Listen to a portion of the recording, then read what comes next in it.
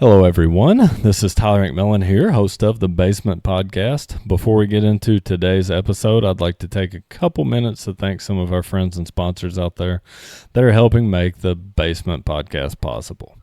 First up, we've got Rollin' Dough Pizza located in Tompkinsville, Kentucky. Rollin' Dough's got fresh dough, loaded toppings, and some of the best pizza around. To me, Rollin' Dough's one of those places that you go for the whole experience and not just a place that you go because you're hungry. Rollin' Dough's ran by a great family. They've got great food, and it's a great atmosphere. Next up, we'd like to give a big shout-out to our friends down at the Eatin' Table, one of our newer sponsors. The Eatin' Table is located just outside of Gamel, Kentucky. If you're looking for a great home-style cooked meal, that's the place to go. The Eatin' Table offers burgers, daily specials, steak dinners, breakfast foods. They've got the whole package.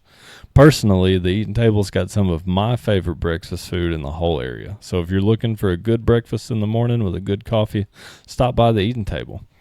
Either way, if you're in the area, next time you're deciding where you want to eat, stop by Rollin' Dough Pizza or cruise on down to Gamel and stop by the Eatin' Table. Make sure that when you do, you let them know that your friends down at the Basement Podcast sent you.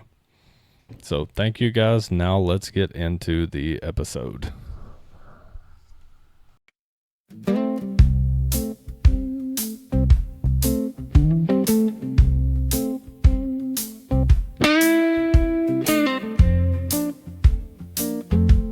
We're in the basement.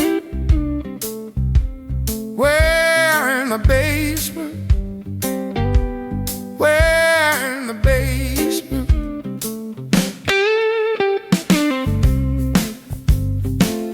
I said we're in the basement.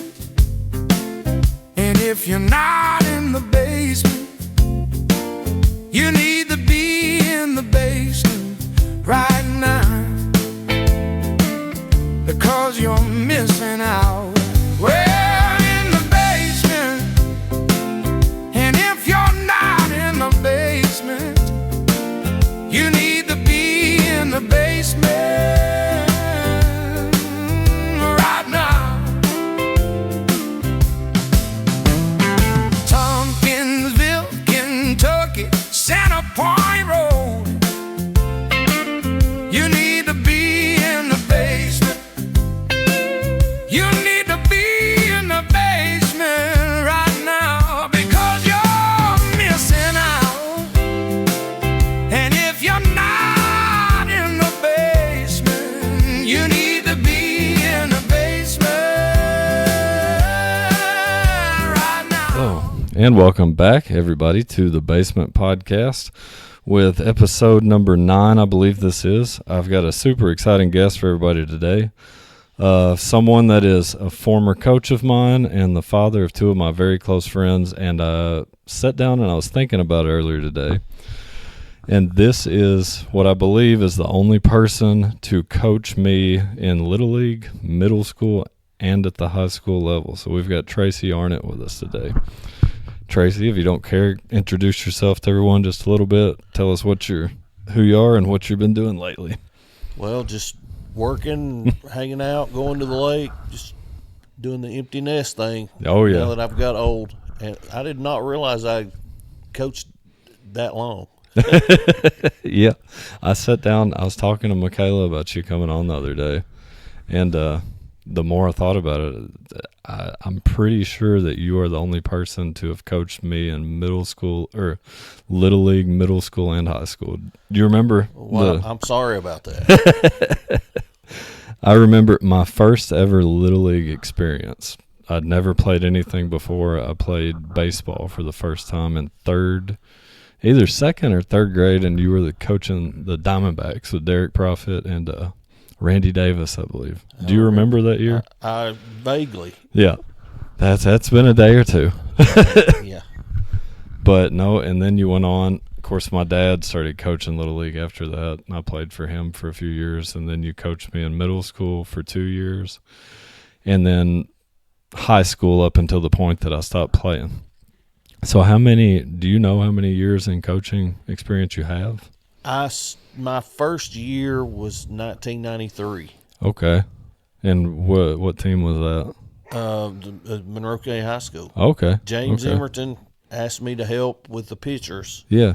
and I did. I worked for him for 2 years. That's kind of how I got Yeah. really started. I had, kind of coached off and on, maybe when my brother was playing a little bit, but Mm-hmm. yeah, when that kind of got me going. Oh, yeah. I know, like, when a lot of people think baseball in Monroe County, for me at least, you're one of the first people that comes to mind. And I know, like, I coached middle school baseball a couple of years, and I would still see you coming in with the kids and doing hitting lessons and things like that. So, like, that leads me to my first question for you, because I've got 2 young boys of my own. In your opinion, what age is, like, the right time to start getting your kids hitting lessons and pitching lessons and things like that? It depends. It's hard to say. I mean, it really just depends on the kids. There's some 5 and 6 year olds that are just obsessed with it, Yeah. and some people don't really get going till they're 10 or 11. Yeah. So it's you never know. I've got kids that I work with now from probably 6 to 14 or 15. oh wow. Do you know how many kids roundabout you're working with right now? On a regular basis, probably right now, because everybody wants hitting lessons here now that it's springtime and everybody's playing. I've probably got 8 or 10 right now. Okay. And then there's, I guess you'd call them satellite kids when they have time from other stuff, they'll call and want to come hit. And it just, now that I'm doing it at my place, mm-hmm. I can kind of schedule it as I want to. Yeah. And I try to keep it to 2 or 3 days a week, and not. At one time I was pretty much, I could have went 5 days a week. Oh yeah. And that's also, like, one thing that I think's awesome is that you seem to still be enjoying it. I do. It gives me a lot of satisfaction to see a kid kind of figure it out, and when they figure it out, then they start enjoying it. Yeah. And the first thing that I do during the first lesson, I just stop the lesson, and I've got this little deal with, I take 10 baseballs, and I put 7 over here and 3 over here, and I say, okay, do you know what a 300 batting average is? That means 3 out of 10, right? Mm-hmm. And I say, okay, if you're a 300 hitter in the major leagues, you're going to get paid millions of dollars. Oh yeah. But guess what? You see these 7 baseballs here, you're going to fail 7 out of 10 times if you're really good. Oh yeah. And I do it. I make sure the parents hear that too, because I try to teach kids, don't focus on, I have to get a hit. Yep. Just have a productive at bat. Oh yeah. And when I figured that out as a coach, changed everything I did. Oh yeah. Made me a much better coach. That's especially, like, of course, I've never coached at the high school level, but, like, middle school kids, that is so hard to get into their head. Oh, absolutely. The 300 is a good batting average. Oh yeah, and I mean, you're always going to have kids that in the middle school and high school that are going to hit 400, 500. Oh yeah, it's they're just better athletes or whatever. But realistically, even if you hit 500, you're still failing half the time. Oh yeah, yeah. That's why I think a lot of kids give up on baseball, because if you play basketball and you're 3 out of 7 from the free throw line, you're probably not playing much. Oh yeah. And kind of the same in football. There's just not as much failure in other sports. Oh yeah, if you're 3 for 10 passing at the half in football, you're not doing a great job. Yeah, they're going to find somebody else. If you're 3 out of 10 in baseball, though, you're the bomb. And that's, like, it's hard to get that message across for middle school kids, and it's hard to get, I had trouble getting kids to find like a mental headspace, like that was going to be a lot of kids at that age. I noticed like once they check out mentally, it's hard to get them back. Yeah. For sure. Did you have any like tips or tricks to the things you would use to like keep kids in a good mental headspace? I guess I learned as I got older. And I tell you what helped my coaching more than anything. Mm-hmm. Of course, I'm sure everybody remembers me coaching Jackson, and I was just brutally rough on him, and he was absolutely terrible to coach as a dad. Yeah, it was rough. I can remember. Oh yeah, but the most fun I ever had was a couple of years he was my assistant on the Legion teams. Yeah. While he was in college, he would come back in the summers and help me coach. Mm-hmm. And he was bringing back stuff to me that I hadn't thought of, or just ways to do things. And he was phenomenal. Yeah. And I learned a ton, just what he brought back from college and things that we did. Mm-hmm. with our Legion teams and stuff. Oh yeah. And so I guess I say all that to say, it's just in baseball you just kind of gotta grind. It's just a grind, and you have to be willing to accept that, or you're just not going to be. You got to fail 7 out of 10 times and still think you're the best player on the field. Oh yeah. And that's tough. Yeah. And getting kids to that mentality, like, I mean, just when you've got somebody that can get kids to that place, that's when you're doing a good job as a coach, I believe. Yeah. How do you think baseball has evolved, like, over the years, like, since you played and while you've been coaching? You want my opinion as a fan? I'll take both. My opinion as a fan is the stat nerds have ruined it. Mm-hmm. Baseball is meant to be. I heard it said like this one time. It's a leisurely game, but it's played with blinding speed. Mm-hmm. And in my opinion, the stat nerds have taken all the speed, it's just like slow pitch softball. We're just gonna sit back and wait for a home run. Yeah. Well, I mean, no wonder people quit watching. But if you've got guys on base and they're running, they're stealing bases, doing all that kind of stuff, well, that's fun. That's fun to watch, and it's a much more fun way to play the game. Yeah. I would rather, I guess, as from a coaching standpoint, to me, it's more demoralizing to give up 2 singles, a bunt, and a sacrifice fly. Yeah. Than it is to give up a solo home run. Mm-hmm. Because you're forcing the other team to grind. You're forcing them to have to work a lot harder. Oh yeah. And that's, when you name off all those stats, like especially from coaching middle school the past few years, what I'm hearing in my head is I'm hearing my pitcher's pitch count go up. Oh, yeah, absolutely. Yeah. Absolutely. Whereas a home run, I mean, that may just take one pitch. Right, and if he can wipe that from his memory, he can still salvage the game. Sure. Oh, excuse me. So, like, where are the biggest changes you've seen in the game as far as, like, at the youth level? Like, not necessarily, like, the game changing maybe, but, like, the players changing, like, the youth? The biggest thing is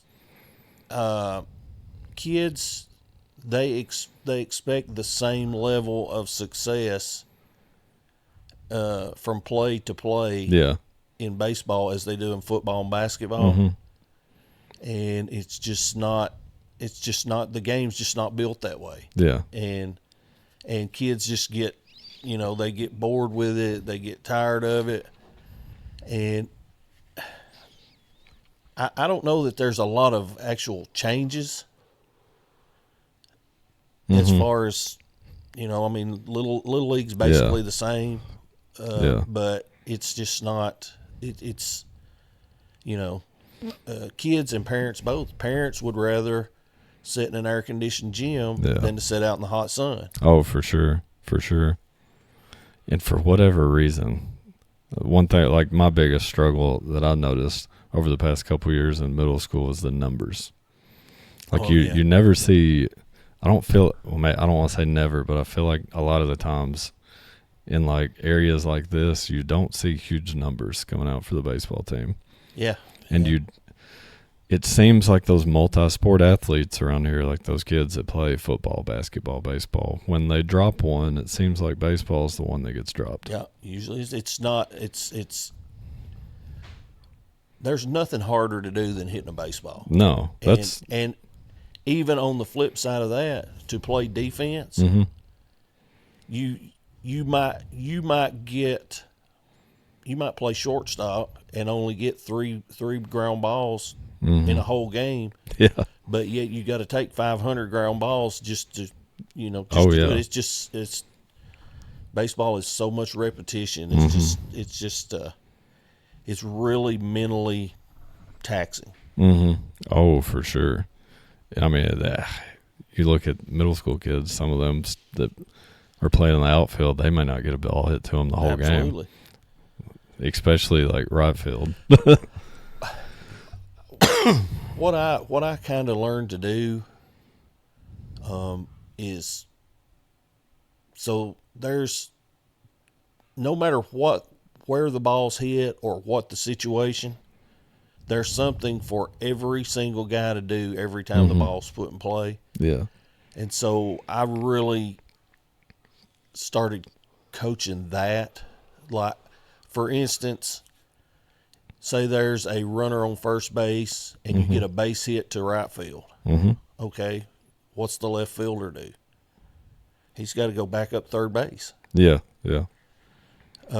And the center fielder, he's got to back up, second base. Mm-hmm. And so if you start doing it that way, yeah. Hey, you have something to do. You got to stay mentally engaged. Yeah. And there's just a lot. Oh, getting them to buy into that mental engagement too. That's another, like. Yeah. Oh yeah. Baseball, to me, out of the three like major sports, especially, it's the hardest sport to play. Hitting a baseball, I think, is maybe the hardest thing in all of sports. Oh, I think it's definitely the hardest thing in all sports. Yeah, I can't. I mean, I know like that reaction time. How much of hitting a baseball is coached, and how much of it is natural, you think? That's tough. That's tough. There are guys who never did anything, and they just naturally have the ability to hit a ball mm-hmm. a long ways. Mm-hmm. And I can use Jackson for an example. Jackson was, if we hadn't started doing the lessons with him, he would have been a very average hitter. Mm-hmm. Because he just had an old, long, slow swing, and we got him hooked up with Dole baseball. Yeah. And of course he started at 6 years old. Yeah. And he worked with the same guy all the way through college. Oh wow. Yeah, it's pretty cool. And that's got to be rewarding for that guy too, to watch that development. Oh yeah, he's the guy he worked with. He's phenomenal. He's but there are Chad Wilson, for example. Mm-hmm. I'm sure probably never had a hitting lesson. A real hitting lesson. Great swing. Mm-hmm. Had a great swing. It just depends on the kid, but I'll say this: Albert Pujols. Yeah. He made a statement one time that stuck with me. He said, "I might take 4 swings a night in a game, but I will take a minimum of 300 before every game." Oh yeah. Before every game. Before every game, 300 swings. Man, just to get a chance to swing 4 times. Whew, that's crazy. So these college baseball coaches, How many of them do you think, when they're recruiting a kid, spend time looking more for multi-sport athletes versus like a baseball only, like a specialist type player?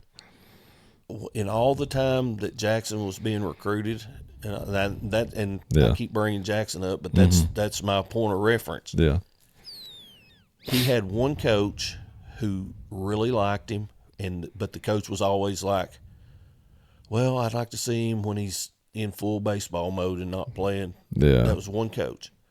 Every other coach, and the University of Evansville, they called me one day. One of the assistant coaches called me, and he's talking about Jackson and asking what he's doing, and I'm like, and I just asked him. I said, if he were to sign with Evansville, would you all want him to not play football as a senior? And he's like, absolutely, we want him to play. Yeah. We love multi-sport guys. Yeah. He said, as a matter of fact, we worry more about guys that play basketball than football because there's more catastrophic injuries. Oh, yeah. But, yeah. And it's right before baseball season. But, yeah, every coach will say we love the multi-sport guys. See, I listen to – I'm a big Nick Saban fan. I love listening to Nick Saban in interviews, press conferences, anything. And Cal Ripken. I've heard Cal Ripken talk about multi-sport athletes. And one of the things that Saban talks about, I know this is football, but Nick Saban talks about how he prefers multi-sport athletes because when he sees a multi-sport athlete, he sees somebody with a good work ethic, somebody that's disciplined and organized, and he mentioned somebody with good footwork. Like Sure, if you play 3 different sports, like you're coming in with better footwork than a kid that's just a specialization kid. Who is your favorite pro baseball team? I don't know if I've ever. I'm a huge Cincinnati Reds fan. Okay, yeah, I knew that. I had to know that. They're killing me, but yeah. Admittedly, I don't watch as much baseball as when I watched baseball regularly. Derek Jeter, A-Rod, and like Alfonso Soriano, Gary Sheffield, those guys were playing for the Yankees. I love Jeter. I absolutely love Derek Jeter. That affected me when he retired. That. It was. Yeah, guys like that. Yeah. Who do it the right way their whole career, but no, I've been a Reds fan since probably the early to mid 70s. Yeah. Now, I grew up a Yankees fan. Everybody in my family's Yankees fans. But my dad lived in Cincinnati for several years before he moved back home and married my mom. So if the Yankees aren't playing, the Reds are who I'm rooting for because they're closer to home. My dad lived there. He had all kinds of Cincinnati Reds gear too. There was a pitcher that played for the Reds in like the 80s that he was a big fan of, and I can't remember his name.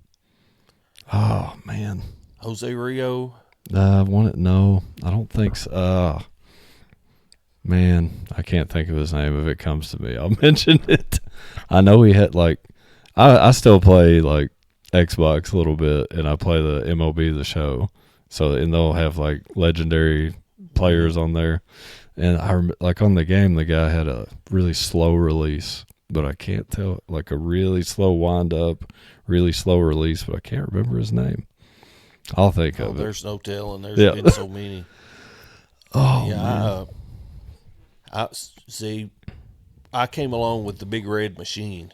Rose and Bench and all those guys. Pete Rose should be in the Hall of Fame. Pete Rose is my all-time favorite player. But he walked by a sign in the clubhouse every single day that said, you can't gamble on baseball. You're right. He did it. You're right. So, it still breaks my heart. Oh, it does me too. But, I mean, you're right. What I'm sure when you're coaching football, your actions have consequences. Yeah. I just think it's tough, but I feel like the guy paid.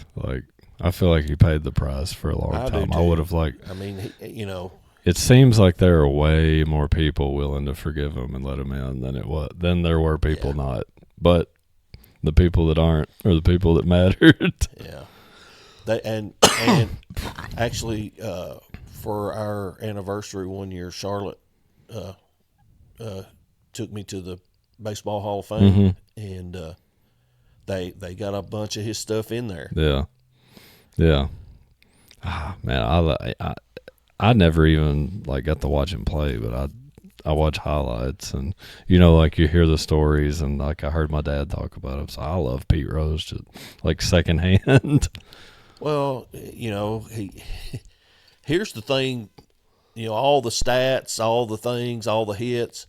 Pete Rose played in more winning games than anybody who ever played. Oh yeah, that's cool. I don't think he bet against, like he never bet against himself either. He was betting on his team to win, wasn't he? It seems that way. Yeah, like I mean, I understand if you're betting against yourself or if you're betting on other guys, but if you're betting on yourself to win, to me, that's not as severe of an offense. But it's tough. It's tough. Yeah.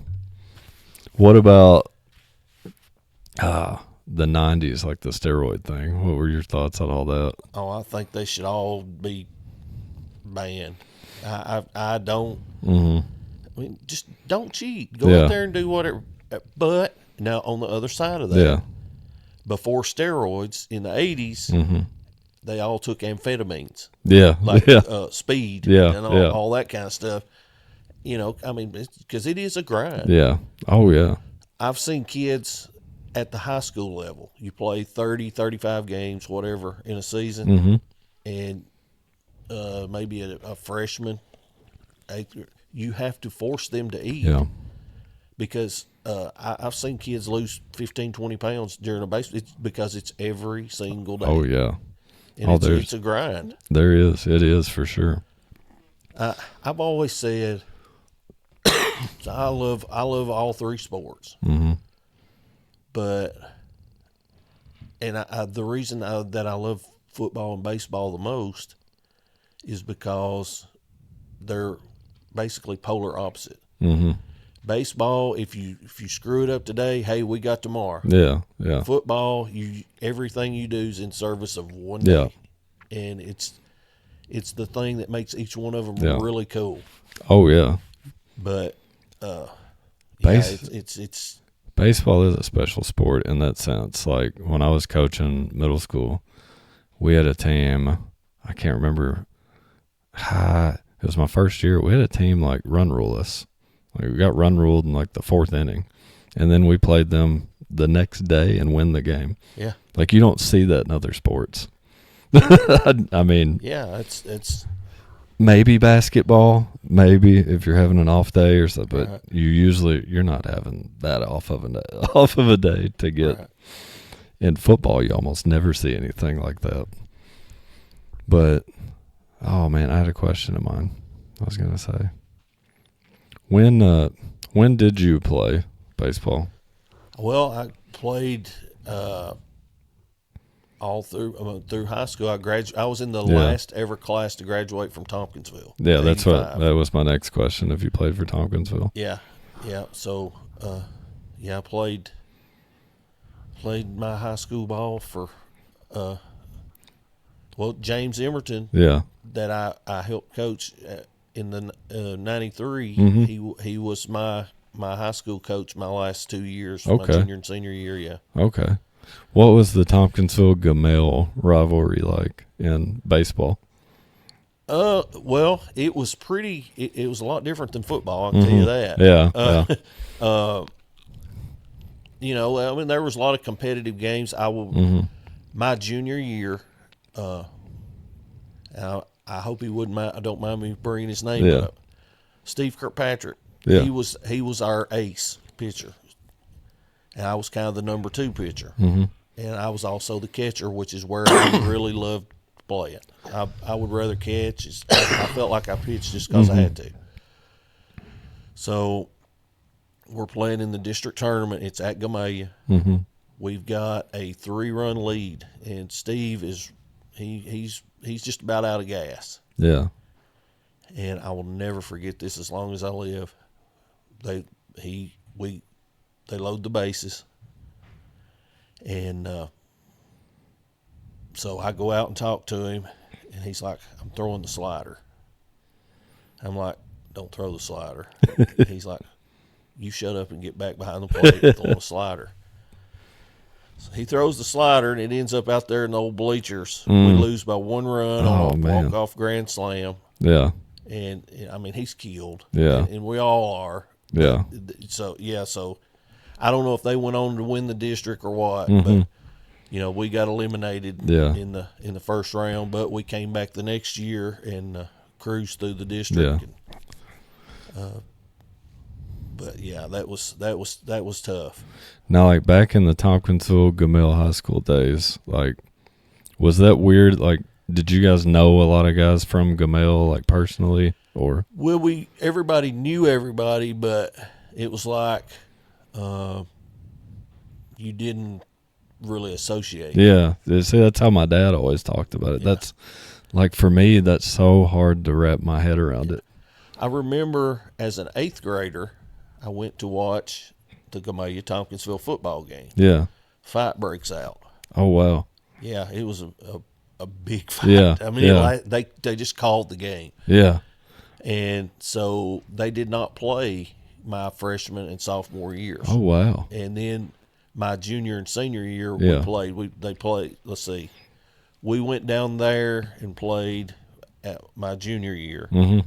And then my senior year, we played at home. Yeah. And funny story. Mm-hmm. I guess that was the closest. We beat them like 56-0 in my junior year, and it was only like 35-0 or something my senior year. Yeah. But we rested all of our starters in the second half because we played again on Saturday night. We played Livingston. Oh, wow. Yeah. Played back-to-back nights. That is not something you want to do. No, that's crazy. Well, I really don't remember. I don't remember why. Yeah, yeah. But wow. I do remember. Of course, I played both ways. Yeah. I do remember at some point right after halftime. Yeah. I'm running. Mm-hmm. And it's like my legs just decided they didn't want to work. Man. They felt like I had ankle weights on. But yeah, we did. We played back-to-back nights. Gosh. I wonder when the last time that's happened in a football game. That's crazy, especially in high school. We sure did. Yeah, you're not going to see any. There was that like fake team. Did you ever see anything about like that fake high school football team that was played? I've heard the boys talk about there's it. A documentary on this team. It was what's their name? They played that IMG Academy. Like they played all those big time. Yeah. Like, you know, those, like the top 5 or 10 high school teams in the country, like IMG and I guess like Lakeland, Florida, and places like that. They were playing those guys and getting beat like 80-90 every time they played them. And it came out later that all the players were like 19, 20, 21-year-old. Wow. There was no school that even existed that employed any of these guys. I remember hearing about that. Yeah. But oh, that's a good documentary. I can't remember the name of the school. Yeah, I'll send you that documentary. If you like if you like sports documentaries, that's a fun watch. It depends. Yeah. I love the Michael Jordan, The Last Dance. Oh man, I've watched it 3 or 4 times. Oh, I have too. I've watched the Derek Jeter. If it's about an individual, yeah. I really like them.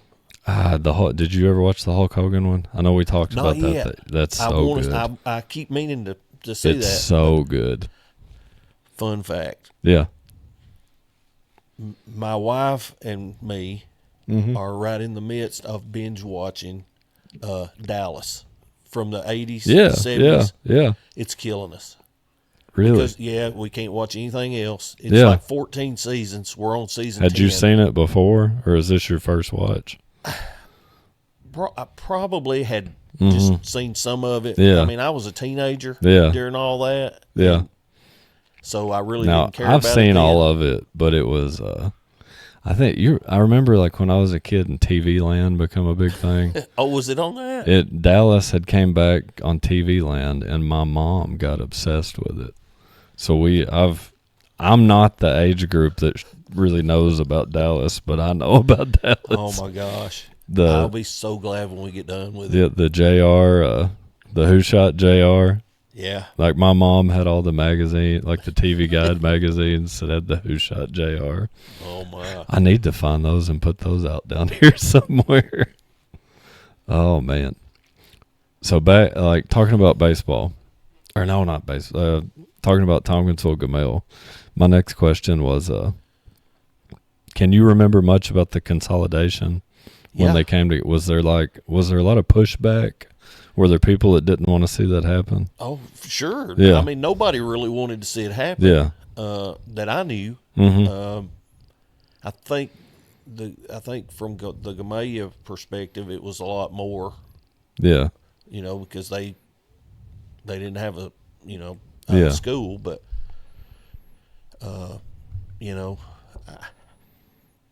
it got ugly. I think. Yeah. Really. Oh yeah. I've always like my dad graduated in 73 and was consolidation in 80. It was after the 85 school year. So 85. So my dad would have been living in Cincinnati about the time. So like he never really could answer any questions I had about it. It was, yeah. And, and still people my age and older. Yeah. You will still hear them talk about it. There's still a lot of pride from that. Like, I told some guys not too long ago, I said, look, this has been 40 years. You need to just let this go. Yeah. I know, like, especially like my uncles and things like that, when sports get brought up, there's still a lot of like Tompkinsville Bear and Gamel Tiger pride. Yeah. I personally would have loved like the black and gold uniforms awesome. though. Like the way uniforms have evolved now, that black and gold could look so cool now. Oh well, and you've got to remember, back when I was growing up, Yeah. there wasn't social media. There wasn't. Yeah. You got one. You got 2 football games on Sunday. Yeah. And you got one on Monday. And it was all so much less than it is now. Yeah. So when I was in middle school, elementary school, and I got to go to a football game, you see those guys out there in that black and gold uniform. It was just it would just give you goosebumps. Oh yeah, and it was just unbelievable. It was literally like going to an NFL game for us. Yeah. And I don't know. I think some of that's been lost. Now, do you remember when they stopped playing the football games in the baseball outfield? Like when Daryl Carter was built? I remember. I can remember my dad and me walking on the sidelines and being in the dirt of the infield. Yeah. But I don't really remember what was going on. Yeah.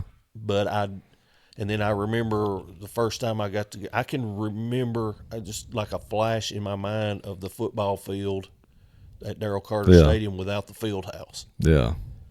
But I don't, just kind of flashes. See, we practiced on that outfield. Yeah. When I played, that's where we practiced. Yeah, okay. I've seen like so many pictures and it looks so cool.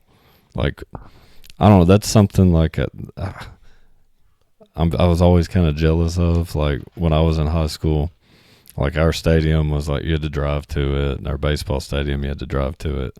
It would be so cool to like have all that right there on campus. It would. In a lot of ways, it would be really cool. Yeah. And then you go to these other places like Corbin, for instance. They have to bus to their home games. Oh wow. But yeah, their stadium it's the same old stadium right in the middle of town, and they bus them. It's one of the coolest atmospheres ever. They bus to this park, and the team gets off the bus dressed, and they have to walk across this bridge. Oh wow! And there's tailgaters, people, and it's if it's a big game, it's really awesome. I love stuff like that. Oh like yeah, it's really cool. This, like that historic, like that's the word I'm looking for. Just like that atmosphere, like that classic, like football atmosphere. Corbin, I love stuff like that.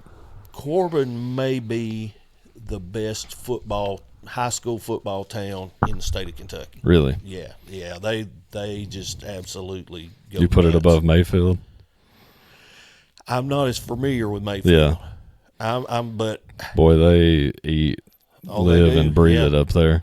they sure do. I had some buddies from Mayfield in college, and like I'd go up there and watch games with them every now and then. So it's crazy. Do they make as big a deal out of it?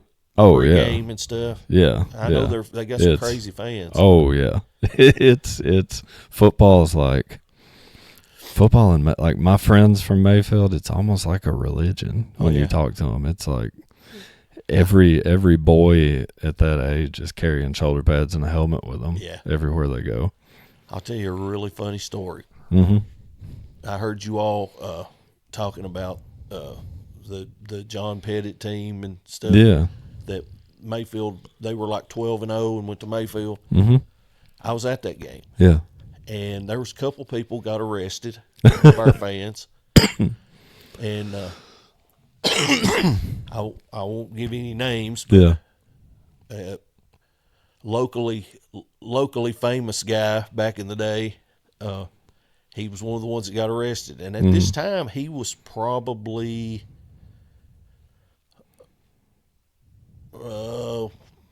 50. Mm-hmm. He gets arrested. They just basically take him out and but anyway, the next week, me and my father-in-law run into him in a restaurant here, and my father-in-law was like, "Hey, what do you think about? What'd you think when they took you out of there in the cuffs?" Yeah. He said, "Well, I'm going to tell you something, Pettit. When you're in the hands of the Philistines, you just do whatever the heck they tell you." That's a good way to put it up there, especially. Man. Yeah, and I like I say, I don't know about Mayfield, but Corbin is they do it upright. I've never been to a game there, but I would love to go. Of course, I've watched that. You ever seen the movie, the 23 Blast movie? That's a pretty good movie. Yeah, it's okay. Oh, I've always there's a handful of schools that I've never got to go watch play in the state, and I've always wanted to. I've always wanted to make it to the St. X Trinity game. I've always wanted to watch Corbin. I've watched a game at Trinity, and I've never seen. I don't think I've ever went and watched a Boyle County game in person. Boyle County has a heck of an atmosphere. Them people they love it. Yeah, no, like when Jackson was up there, I would try to watch. I streamed a lot of their games, and that the Boyle County Sports Network, I think is what they call it.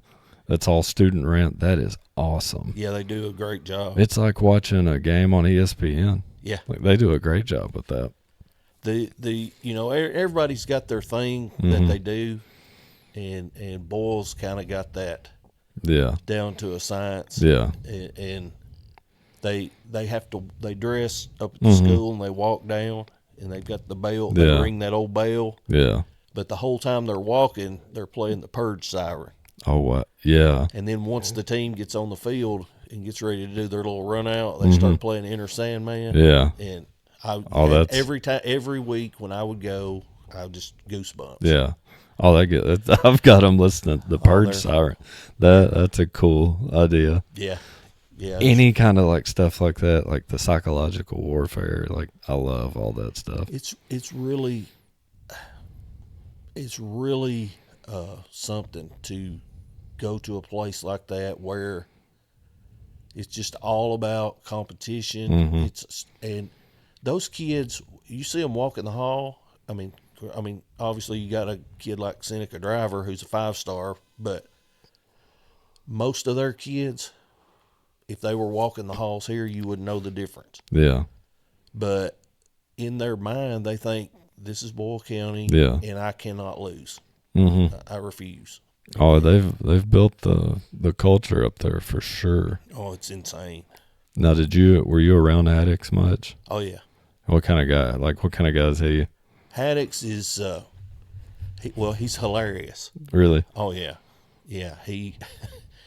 And he's a a whole lot like Jackson. Mm-hmm. Just he's ultra competitive. He's going to always have the last say. Yeah. And but he eats, sleeps, and breathes it. Yeah. And I mean he's thinking football Yeah. 24/7. No, I follow all his social media stuff. I still keep up with him even though Jackson's not there. I do too. I think Boyle County high school football's, I would call it a household name, like Oh, absolutely. broader than Kentucky even. Oh yeah. Because they went out, they beat was it the number one team in Georgia that they went and played? It or? was they were number 14 in the nation. Yeah. St. Ed's Yeah. in Cleveland. Yeah. When you're going out and you're like smacking teams like that, I mean, you're doing something. That game was crazy. I was at that. Okay. We never Yeah. missed one. Yeah. They just what you asked about Haddix. Mm-hmm. The people at Boyle County made us feel so welcome. It was unbelievable. Even like last year, me and Jackson and a couple other guys, we took some of the Glasgow kids and just went up there to watch their play. Yeah. We watched them play Corbin in the playoffs. Yeah. And every time I go, and even after Jackson's not working there anymore, the superintendent, Mr. Wade, he walks up to me every week. He shakes my hand. How you doing? How's your week been? Yeah. And they're the most. It's just they made me feel so welcome. And Haddix, he's that way, and it's just that atmosphere. If you've ever been one of us, you are one of us. Oh yeah. I got to be really good friends. Yeah. They've got some guys who keep stats on the sidelines. Mm-hmm. One of them's been there 40 plus years keeping stats. Oh wow. Yeah. And they I got to be friends with them, and yeah. they bring me shirts and Yeah. stuff. Hey, if you're gonna stand out here with us, you need a shirt. Yeah. Oh, that gives me like college program vibes. Oh yeah, that's the way it's ran. Oh yeah, and you definitely get like that sense when you. Of course, I've never been to a game, but I watched a lot of them. You get that sense when you watch them. They start that "Who you with" chant up in the stands. It's crazy. Oh, I bet that is. Yeah. I mean, you can't beat like a good high school football game atmosphere. Oh, I know it. It's awesome. Now, what do you think you prefer to watch, football or baseball? If you're as a spectator. On TV, probably football. Mm-hmm. Probably. If I'm at a baseball game, if watching it in person, I'm kind of nitpicking everything. Yeah. And I'm getting so ill at why didn't you do this? But yeah, I know just enough about football to enjoy watching it. Yeah. So that's all I do. And I go stand on the sidelines. And I just because I like to be close. I would never dare try to coach football. Yeah. That's baseball. I'm constantly looking at. Like analyzing. This guy's footwork's not good at all. Yeah. Oh, I get that. And that's kind of how I am with basketball. Like, we grew up like massive Kentucky basketball fans, and me too. I know about basketball, but like I couldn't coach it. I wouldn't dare like criticize. I hope this don't sound bad. Yeah. I love basketball. Not crazy about basketball players. Does that make sense? Yeah. What is it about them? It's the modern basketball players. Oh yeah, I get that. They fall down and they got to lay there and have 5 people pick them up. And, I can't stand watching a player talk to a ref. Yeah. I can't stand it. It drives. I remember you remember the Harrison twins? Yeah. Every time they missed a layup, they were talking to somebody. I'm like, man, just get back on defense. Man, I go all the way back to Jack Givens. And I go back to Kevin Greavy. That's one of the first guys I remember. But yeah, I remember this very vividly. I have a scrapbook at my house that I kept during the 78 season. It's like stuff I cut out of the Courier Journal. Oh, wow. Articles and pictures of UK basketball. Oh, man. There's people that would pay big money for that on them fan pages. Yeah, it's just like, black and white pictures. Maybe Sports Illustrated, you get a color picture or something. Yeah. But yeah, I've got all kinds of. I've got a whole scrapbook full of that stuff. I don't have a Kentucky scrapbook, but I've got a Jeff Shepard scrapbook from the '98 season. That was my first favorite player. Well, now this one's homemade that I got. Oh yeah, that's when I was a little kid. I kept up with Jeff Shepard. Anything in the Courier Journal or sports. Have you ever met Jeff Shepard? Mm-hmm. One of the nicest guys ever. Oh and his wife is super nice. Yeah. His daughter played at Campbellsville, and of course Charlotte and Ginger are best friends. So we go to a lot of Campbellsville women's games, and he would be up there quite a bit. Oh yeah. Well, Reed was even up there a couple times. Yeah. And but yeah, it's nicest people ever. Oh, I loved him. He's tough as nails too. Oh yeah, great player. That there's a newspaper from the Courier Journal. I know you listen to my podcast, you might have heard me tell this story already about me writing him the letter. Seems like after he won it in '98 with Tubby, he was on the front page of the Courier Journal, and I was a massive Jeff Shepard fan. I was obsessed with him when I was little.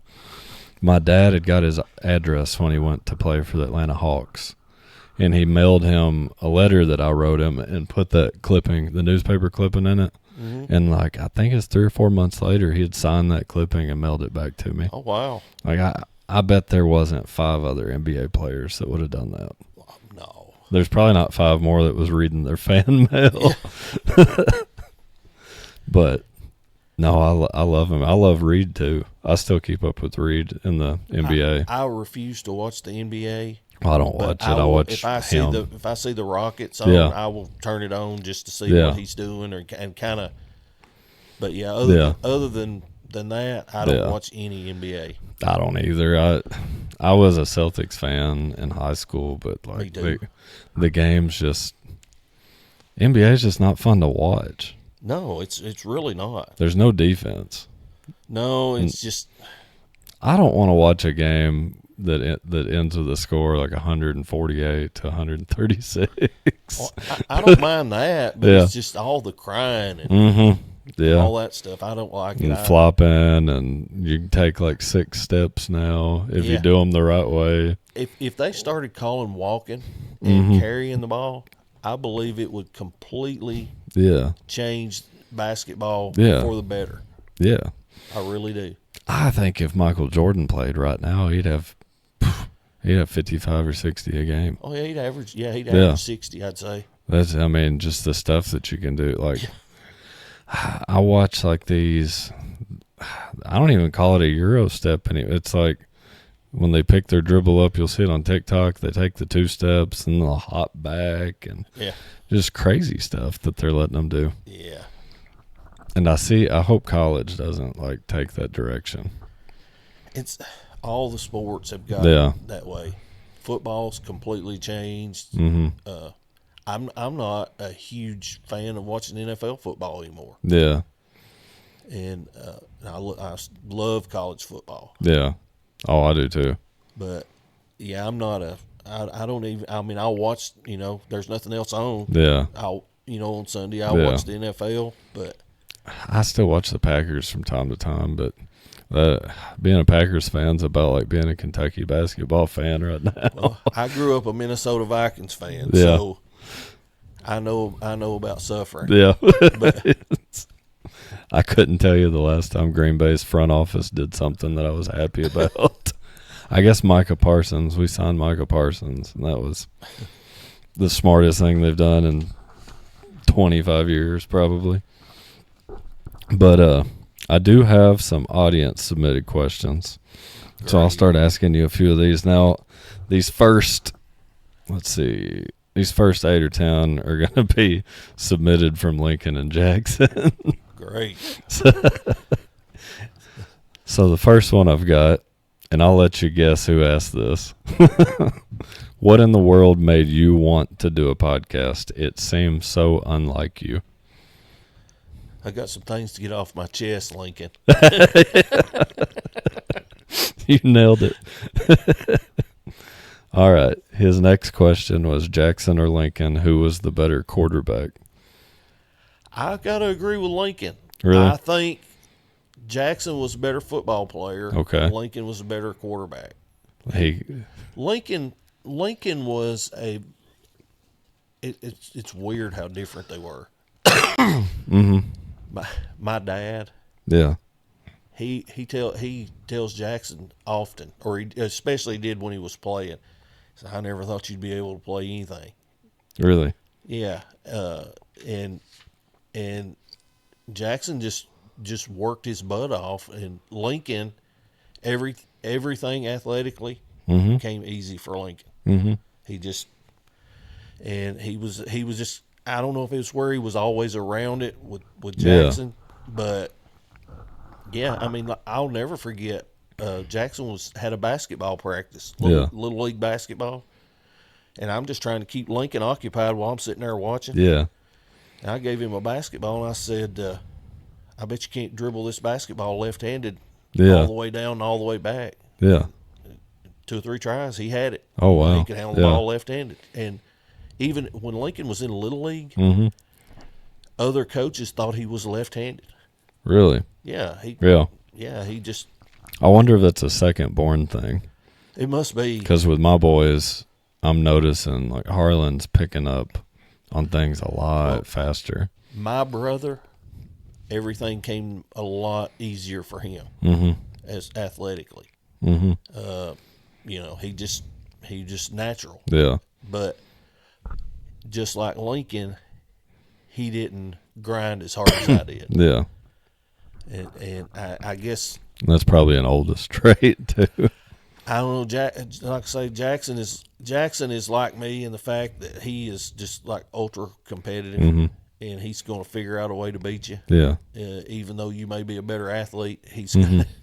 Yeah. And Lincoln, he's just always easy. Yeah. Now coaching with Lincoln, like Lincoln was so much younger. I remember him when he was a kid when we were in high school, and then he helped me coach that first year that I was at the middle school. In a lot of ways, it was like at times it felt like I was around Jackson, being around him, but now they are very different in a lot of other ways. They are. In a lot of ways, they're very different. In a lot of ways, they're just alike. Yeah. They're really alike in the fact that they love to torture me.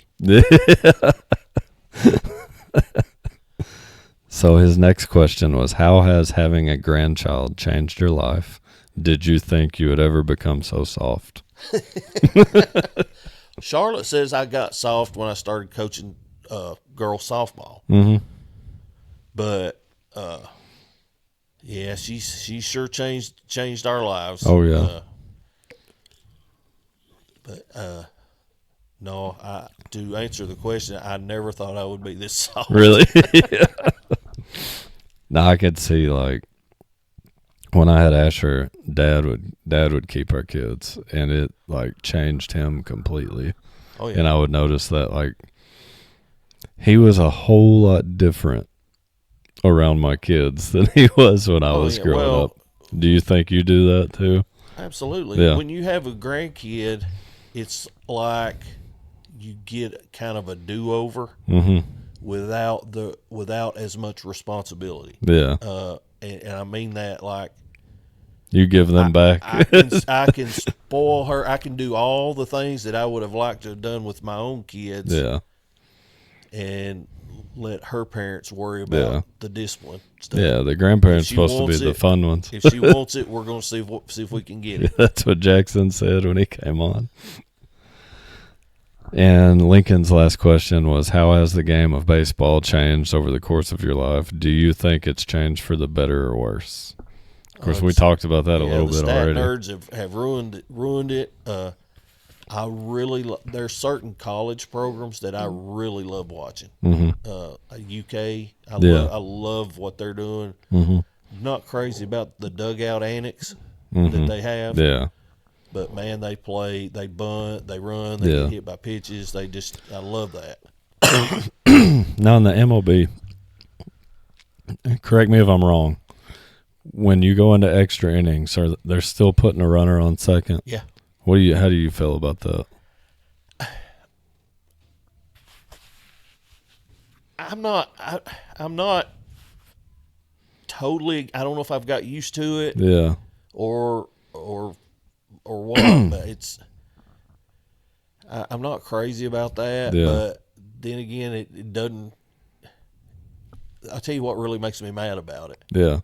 You got a runner on second with nobody out in a tie game, and none of these managers will bunt. Yeah. Get this guy to third Yeah. and then hit a fly ball and take the lead. Yeah. It's like, no, we're going to play for a big inning. Yeah. Well, okay, you just lost. Yeah. I've noticed that too, and I don't It drives understand me it. insane. Yeah, I don't understand that. What is the thought process there, you think? They want to play for a big inning. They don't want to give up free outs. Yeah. Well, my in-game managing philosophy when I was coaching, especially when I was coaching those Legion teams where we had all these guys that wanted to play college ball. Yeah.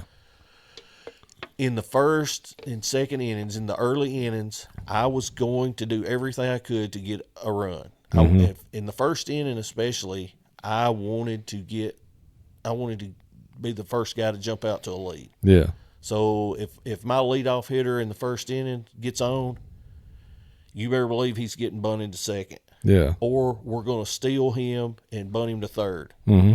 We're going to give ourselves every opportunity to at least get one run. Yeah. Then in the middle innings, I might play for a big inning. Yeah. And then if it's a close game in the 8th and 9th innings, I'm playing for one. Yeah. If it's tied or whatever. Mm-hmm. And I just don't understand. I mean, you got 27 outs. Yeah.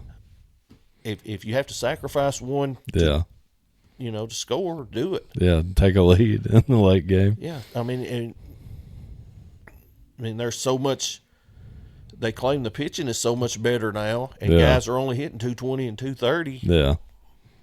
Trust your pitcher. Trust your pitch. Yeah. Trust your pitcher. Trust your defense. Mm-hmm. We always told our pitchers, you just keep the ball in the ballpark, and we'll take care of the rest. Yeah, let your guys make a play. Give them a chance to make a play. Yeah, and we had guys that couldn't break a pane of glass. Yeah. That were dominant. Mm-hmm.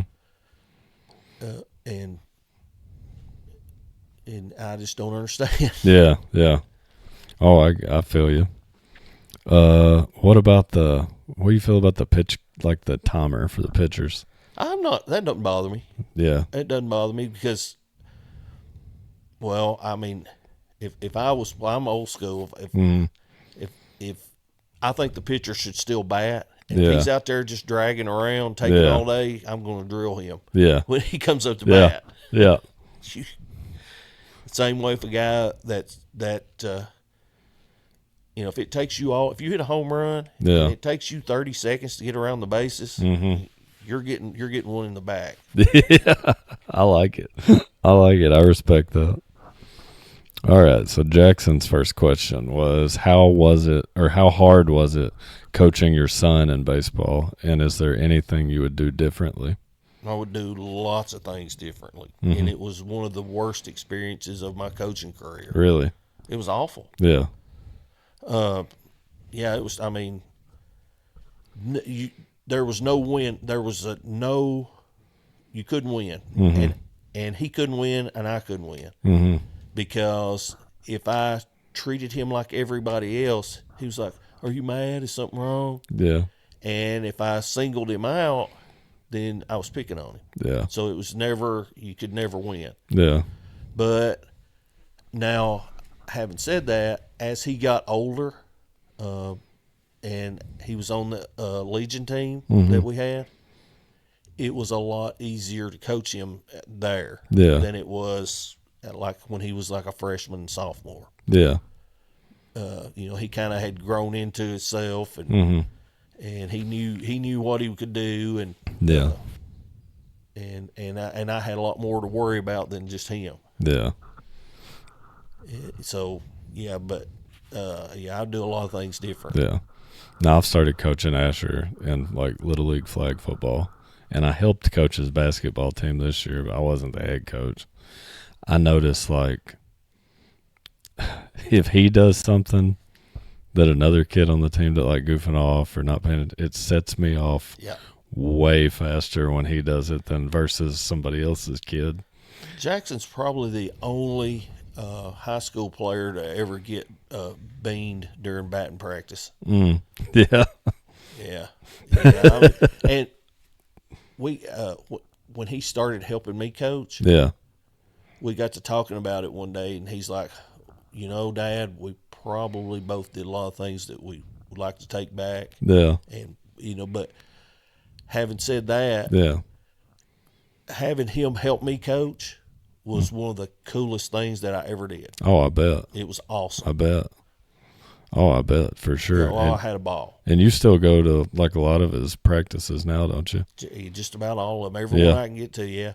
Now, like I said, I am absolutely no football coach. Yeah. Now I'm just the old guy that hangs around. And, Yeah. I bet those guys love it though. I feel like they do. I bet they do. They treat me great, and I absolutely love being around them kids. Yeah. They're awesome. Mm-hmm. They're hilarious. Yeah. And I get to hear a lot of things that maybe the coaches don't hear. Yeah. And it's just funny. I have a ball. Yeah. I have an absolute blast. Oh, I bet. My dad used to come to all the middle school practices and kind of hang around. He'd bring Asher. Those kids loved it when he'd come out there. I really they feed them every Thursday night. Yeah. So, and, if it's a home game, they'll go out and put the final touches on painting the field. Yeah. So I'll take the grandbaby and get out there on the gator and ride her around. Oh, yeah. I bet all that stuff. I bet she loves that too. Yeah, and like one of Jackson's assistants he's a pretty young guy. He's younger than Lincoln, and he lives by himself over there. Yeah. Shout out Jack Herron. Okay. He picks on me, I pick on him. Yeah. But like I don't know, a couple weeks ago, Jackson's gone somewhere doing something. Yeah. And I wanted to go watch Glasgow play baseball. So I Yeah. just called Jack and I said, I'm coming to get you. Yeah. And I'll just go get him. Yeah. We went and watched the baseball game. That's awesome. Yeah, I have an absolute blast over there. I hope they don't ever kick me out. Now, was it weird at first, like with it being Glasgow? No, not for me. Yeah. And like I say, everywhere. Of course, Lincoln's only been at Monroe County, but everywhere that Jackson has been, they have treated me just unbelievably great. That's Every awesome. single one of them. Yeah. Of course, he was at Corbin and Haddix, and Haddix. Haddix would call me Yeah. or text me and say, thought Jackson did a good job with this or whatever. And that's great to hear too. oh yeah, Yeah. And Haddix is awesome about this stuff. And then when he went to Ballard, Coach Morton up there, Coach Morton had a rule that you had to take your cap off when you walked in. Yeah. Well, everybody that knows me knows I've always got a cap on, Yeah. and I don't remember to take it off. Yeah. That was his rule, and that was fine. And when I thought of it, I would take it off. But Jackson it would tickle him to death because I'd walk in up there at Ballard and have my cap on, and he'd say, "Hey, Coach, Dad's got his hat on," and Coach Morton would say, "It's okay, that's Pops." That is cool. Yeah. But when he was at Barron, that was a pretty good. I mean, it was tough. Yeah. Being there, Barron was harder than Glasgow. Really? Yeah. Yeah. Glasgow. It's just the kids in Glasgow. They're awesome. Now, my wife, when she first got finished with the teaching program, she did her student teaching at Glasgow, and she absolutely loved it over there. Really? Yeah. She was her Jennifer Fritsch, I think, the art teacher over at Glasgow Middle School, maybe. Yeah, she did some stuff at Glasgow Middle and High School, and she loved it over there. There's a few Monroe Countyans over there. Yeah, they've got it. I know Justin Stinson. Yeah, was just there. Got promoted I think to he the just transportation director. Yeah, and then the high school principal was at one point who's the principal now? Joey Norman. Okay, before him, the lady was from Monroe County, wasn't she? Monroe, Metcalf. I think the family. You know, when you're driving to Gamale, there's that big bridge that says like Long Branch Dairy. Yeah, I think it was somebody from that family. You maybe. may be right. I can't remember I can't remember. Amy something maybe. Yeah, that sounds right. I can't remember. And then of course, Glasgow's got some alumni athletes with some Monroe County connections. They had Lawan and Josh and Dalvin, and there was a bunch of them. They were all phenomenal. I remember playing Little League with like Lawan and Josh. I had Lawan on those. Those 08-09 teams that would have been handy. Yeah. Boy, when he went to Eastern, he turned into a monster. I don't know if you ever saw any pictures or anything. He was huge. I mean, to go from what he was in high school to a defensive end. Oh yeah, massive. Now, does he come around the program anymore or anything like that? He's probably been around some. Mm-hmm. I don't. I know. I'll tell you when I saw him when they had the 700 win celebration. Had all the former players. I saw him out on the field. Okay. I didn't get a chance to talk. I think Dalvin was there too, if I'm not mistaken. Yeah. I watched Dalvin play at Western a whole lot. Yeah. He's phenomenal. Yeah. Let's see. Jackson's next question was, what's it like watching your sons coach sports, football in particular? It may be tougher than watching them play. Yeah, that was going to be one of his next questions. It might be. I mean, it's like anything else. Yeah. If they're successful, it's awesome. And if they're not, you kind of feel for them. Now I got Jackson and Lincoln's perspective on the podcast on this. I'm curious what you say. What's it like during that week when they coach against each other for you? I hate it. Yeah, I bet. Well, I'm really invested with Jackson at Glasgow because I would go over there. Yeah. I'm not part of the staff, but I'm part of the family. Yeah. Yeah. And I'm there. I'm in the coach's office all the time. Yeah. So, but I told Lincoln when this all started, I said, look, you're coaching basketball, he coaches football. I'm going to go to the football games and I'm going to go to all your basketball games. Yeah. That's the trade-off. Yeah. But when they played each other, instead of standing on the sidelines, I just went up and got on the top of the press box. Yeah. Stood there and watched it. Yeah. I didn't, I stayed on the field and saw Lincoln. Yeah. And before the game, and then didn't wear anything Yeah. that said either team on it. I just went and got up in the press box. Yeah. Stood there, and it was tough. Yeah, I bet. I can't imagine what that would be like. Yeah. Now, that was a wild game, too. That all the rain delays. And Yeah. that was a tight game. It was a fun game to watch, like, as a spectator. It's not – I can imagine being a coach in that kind of game, what that would feel like.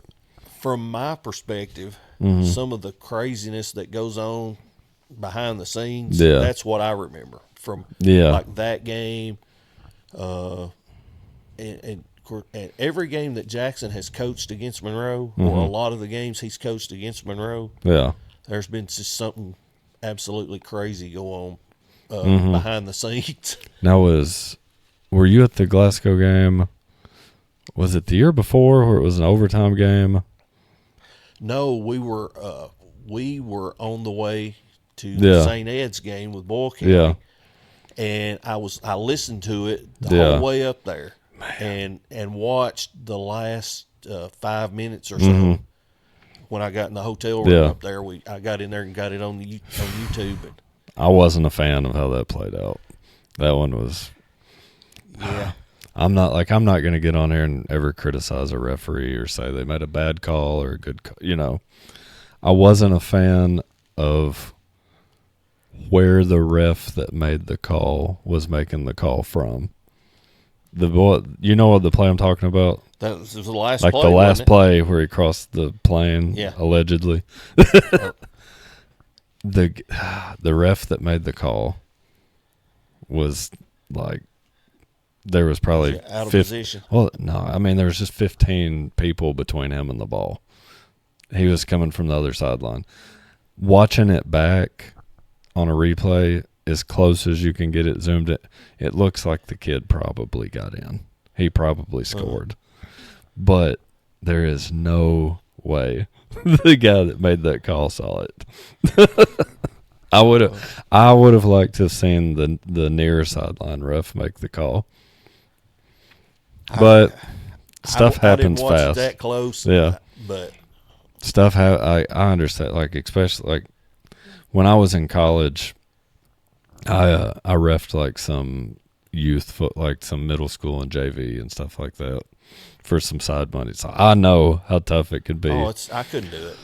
Do you remember? Do you remember Lincoln's junior year, the Phantom fumble? Yeah. Against Glasgow. Yeah. Well, that was bogus. Yeah. Oh, I remember that. Oh, I aggravate Rick Wood about it all the time. You went out there and got the call changed. Yeah. Politicking, of course, we're really, really good friends. Yeah. I say, but yeah, oh my gosh, that yeah, I do remember. I'd forgotten about it until you. Yeah. That. I mean, I know like stuff is tough. That one was a bad call, though. I'll call a spade a spade. That one was a bad call. I've got all Jackson's games on DVD. Mm-hmm. And I say I do. They're his, I guess. Yeah. But they're at my house. Yeah. And I've got a lot of Lincoln's. Mm-hmm.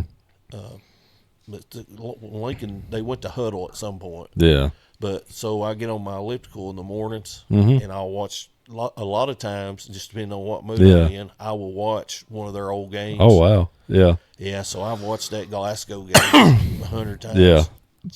The Fort Campbell game would have been Jackson's junior year. I've never watched that game.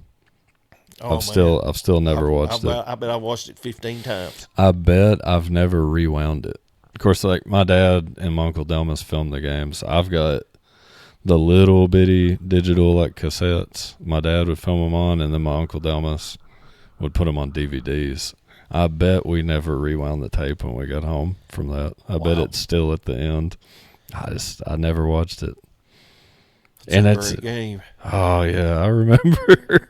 It was tough. I mean, man, Campbell was so good. Antonio Andrews was unreal. Oh yeah, unreal. Yeah, he was a freak. Him and Trey Powell, Breon Marino. I went to Lindsay with a few of those guys from there. Reese Hughes played linebacker. That was, I talked to some of those guys. That was the state championship game myself. Yeah, I agree, and I've heard people say that to me. Now, I don't know. Yeah. That was the state championship game. It had there's no real other way to look at it. Both years, I think, 08 and 09. See, I played in the semifinals. Mm-hmm. I didn't play. I was a sophomore. Yeah. On the 1982 semifinal team. Got beat at Paris. Oh, okay. Yeah. Now, what position did you play in football? I was like a fullback. Mm-hmm. I played nose, played some linebacker. It's a totally different game. Yeah. Now football has changed. It has changed tremendously.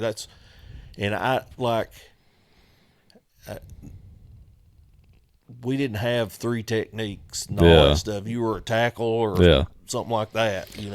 That's what me and Trent were talking about the other day. It was like you hear edge rusher now. Like it was you were a defensive end when I played. And it's like I've tried to talk to Jackson about, okay, this is how we were taught to do it when I played, and he's like, that's going to get you killed now. Yeah. I mean, like a defensive end in the 80s, you were taught to take 3 steps. You go 3 steps upfield Yeah. and turn in. That was your Yeah. whole job. And Oh, yeah. And, that's apparently it's not that way Oh, yeah. now. Oh, and when I was in high school, defensive ends, like we were just always taught outside contained. Nothing gets outside of you. Nothing gets. And Right. now, with middle school, I still teach that a lot.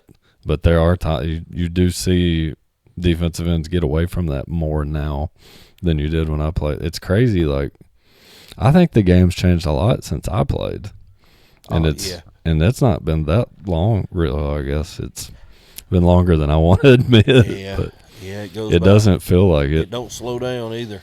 I can still remember being on the bus headed to Fort Campbell and seeing you all holding the signs, like, as we were leaving town.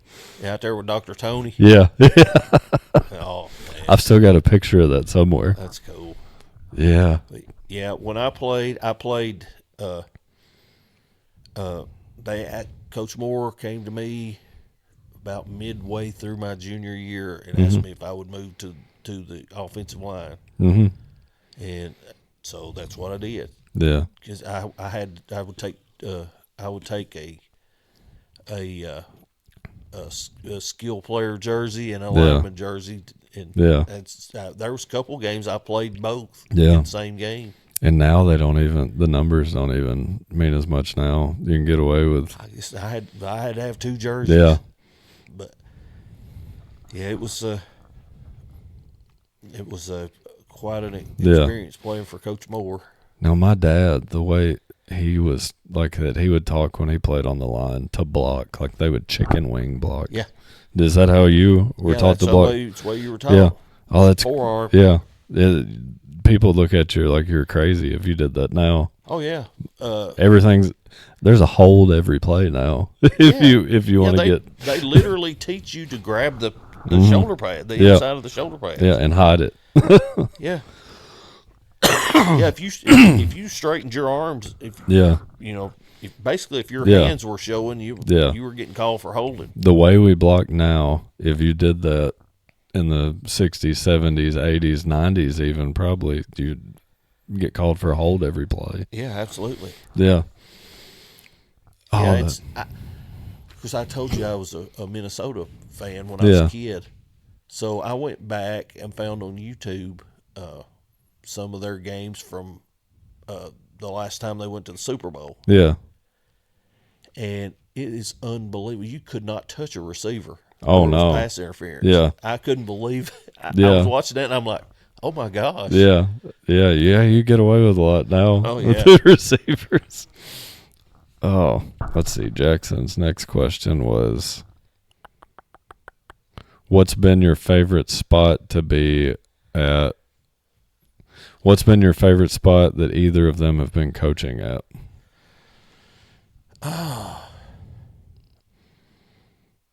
My favorite spot that they've been coaching at.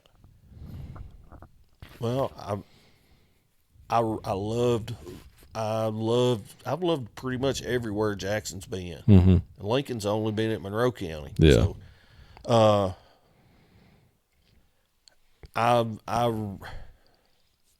Corbin is a great football town. Mm-hmm. Boyle County is probably the ultimate place because they just get it. They understand how important football is. Yeah. And it really is. I guess I'm gonna get on my soapbox here. Yeah. But football is really, really important for a school. Yeah. I'm right there with you. I mean, it really is. It's the front porch of the whole school year. Mm-hmm. You just look. If you have good football, you're probably the whole school year is going to be good. Mm-hmm. And they really get that. Yeah. At Boyle County. All your good football schools have pretty good test scores too. When you look at it, I think Boyle County is like the #1 public school in the state. Yeah. Academically. Mm-hmm. But I mean, it's really cool. I mean, Coach Haddix was awesome to me. I could go up there and go to practice. I was always welcomed in the coach's office before the games. Yeah. But when Jackson's the head coach, I guess I can Yeah. do a little. I can be a little more around. Yeah. I'm never involved, but I'm just around. Yeah. And so that's tough. That's tough to say. Yeah, when he sent that question, I was like putting him on the spot a little bit there. Yeah, that's a tough question there. I can't. I don't. From an outsider's perspective, it doesn't seem like there's any bad spots really. No. Well, No. Barron County was a really tough job. yeah. It's what you expect. Like you. Well, his first year, No home games. no home game. No home games also means no dressing room. No. It was Yeah, tough. I It bet that was really a tough. logistical nightmare. It was pretty rough. Yeah. Because I do now. That's the one thing that I've done for him every year he's been a head coach. I'll pull the equipment trailer. Yeah. That way I get to get there early. Yeah. Yeah. I get to pick on Big Fudge, Josh Yeah. Harley. I like to take him with me. Yeah. And then aggravate him about not doing nothing. I need to get Josh on here. Fudge is my guy. Yeah. I love that guy. He's one of a kind. Yeah. I need to get him on here. He'll still message me every now and then after a podcast episode comes out. So I know he'll be watching this too.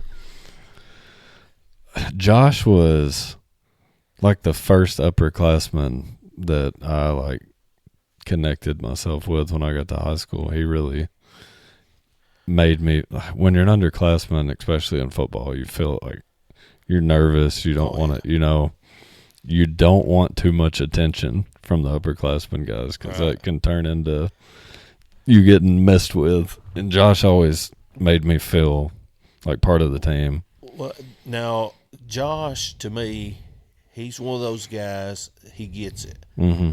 He loves football. He does a good job. He helps Jackson with the offensive line. He does a great job. He understands what he's doing. He's really good on Friday nights up in the booth.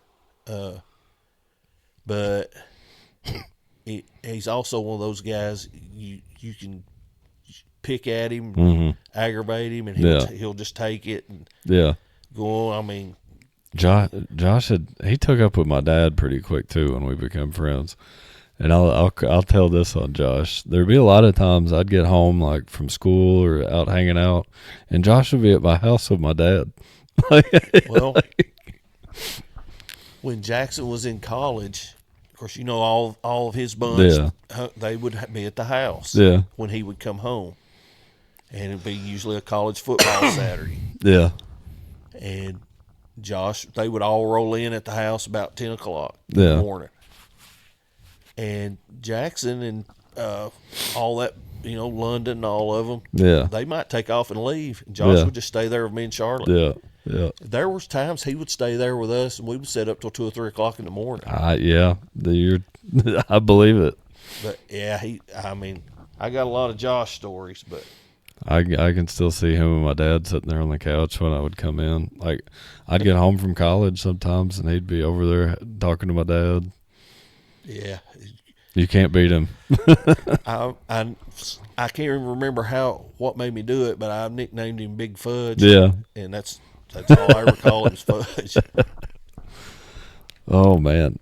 So you and him haul the equipment trailer together? Does he ride with you to the games? A lot of times. Yeah. Most of the I hope he is watching this. Yeah. He's got a new buddy on the staff over there, and he'll ride with him instead of me most of the time. So I'm gonna put him on the spot. Yeah.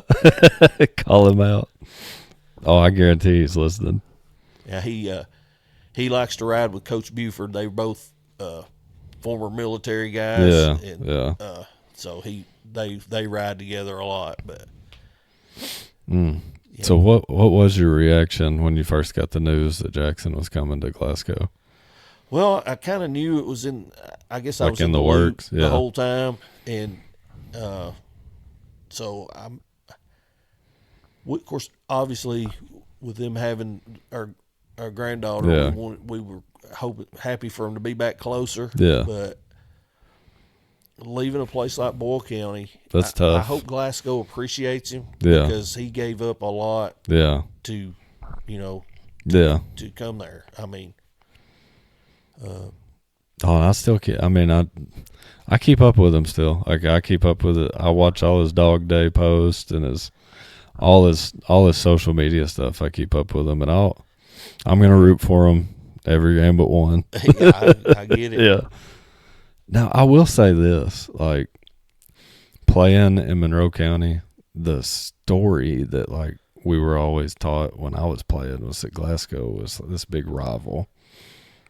It never really felt like that for me, particularly when I played. Glasgow, I can tell you, they don't look at it that way. Yeah. Because I've asked some of the guys that were there. I just like, okay, who's your biggest rivals? And they never mentioned Monroe County. Yeah. Now it's a game they would definitely want to win. Yeah. Yeah. But they don't see Monroe as like this bitter rival. Yeah.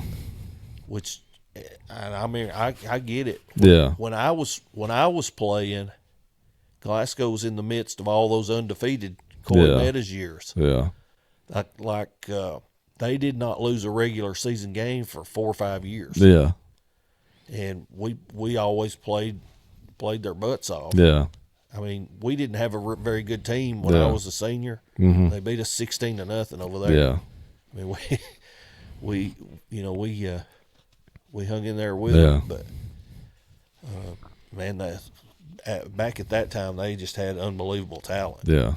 It was crazy. Like my dad, my uncles, and like all like the older generation would always talk to us about Glasgow being the big rock. Yeah. Green County was who I hated. Absolutely. That was my that was my Glasgow game. Yeah. I couldn't Jackson said the stand same Green. thing. And I don't know, like I don't really know where that came from, other than those, those 2 years that we were both competing for that top spot in the district. And Greene County was notorious for their play style. Yeah. And I didn't care for it. No, they were dirty. Yeah. You might as well just go ahead and say that. Yeah. I didn't care for it. I didn't care for a lot of the in-game antics, Yeah. And I get it. Some teams play like that, but I wasn't. It didn't do anything for me. They say the best teams play right up to the edge of being dirty. Yeah. But they just stepped over that line. They stepped over the line a few times back in the 09. I will say I don't think it's like that now. Jordan was there. Yeah, I think this guy that's there now, I think he's Yeah. I don't know what happened to him last year. They looked like they were getting back to being pretty good, and then they just fell off the map. I don't know if they lost a lot of kids or what. I would talk to Jordan a lot through the season. I know they were dealing with some injuries. I think they had some injuries in some like crucial spots last year, but I couldn't pinpoint exactly what happened. Now, Jordan's at Russell County now. He is. Right. Yeah, I never thought I'd see him leave Greene County. Me neither. I didn't. I expected him to be the next superintendent. I did too, to be honest with you. Now I know like Russell County is a lot closer to home for him, and I'm happy for him. Yeah, when Jackson and Trista lived up there, they were almost, they like were neighbors. Yeah, real close. I had no idea. I want to think I learned that. I didn't know they lived so close. And then did Jackson and Jordan play guitar like at an event together? Yeah. A couple times. Yeah. Like Jordan had never mentioned that was coming up or anything. And I saw it on Facebook. I'm like, what is this? They may not want anybody to know. I remember Jordan posted it on Facebook, I think. And I saw that. I'm like, how did this come about? So, well, he just lives right down the road from him. I'm like, you never told me that.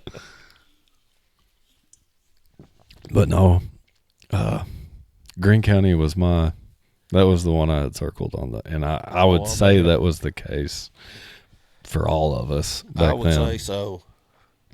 Now those games, do you remember those games? Yeah. You remember the crowds? Oh yeah. When they had to pull, I think they pulled like the base at Greene County. I think they pulled like some of the bleachers from the baseball field onto the track, so they would have enough room for people to sit. I'm sure. I'm sure it was just phenomenal atmosphere at here and anywhere Monroe played. Nothing, back at that time. nothing like awesome. it. My wife was a cheerleader at the time, and she can remember going to Greene County for the region championship, and they were all like told not to go to the bathroom by themselves. And wow. I know, like it was real tense. I'll word it like that. Right there next to the fence where they were cheering, there might have been some things thrown at some of our cheerleaders. I wouldn't doubt it. She remembers it like it was yesterday. She could tell stories about that.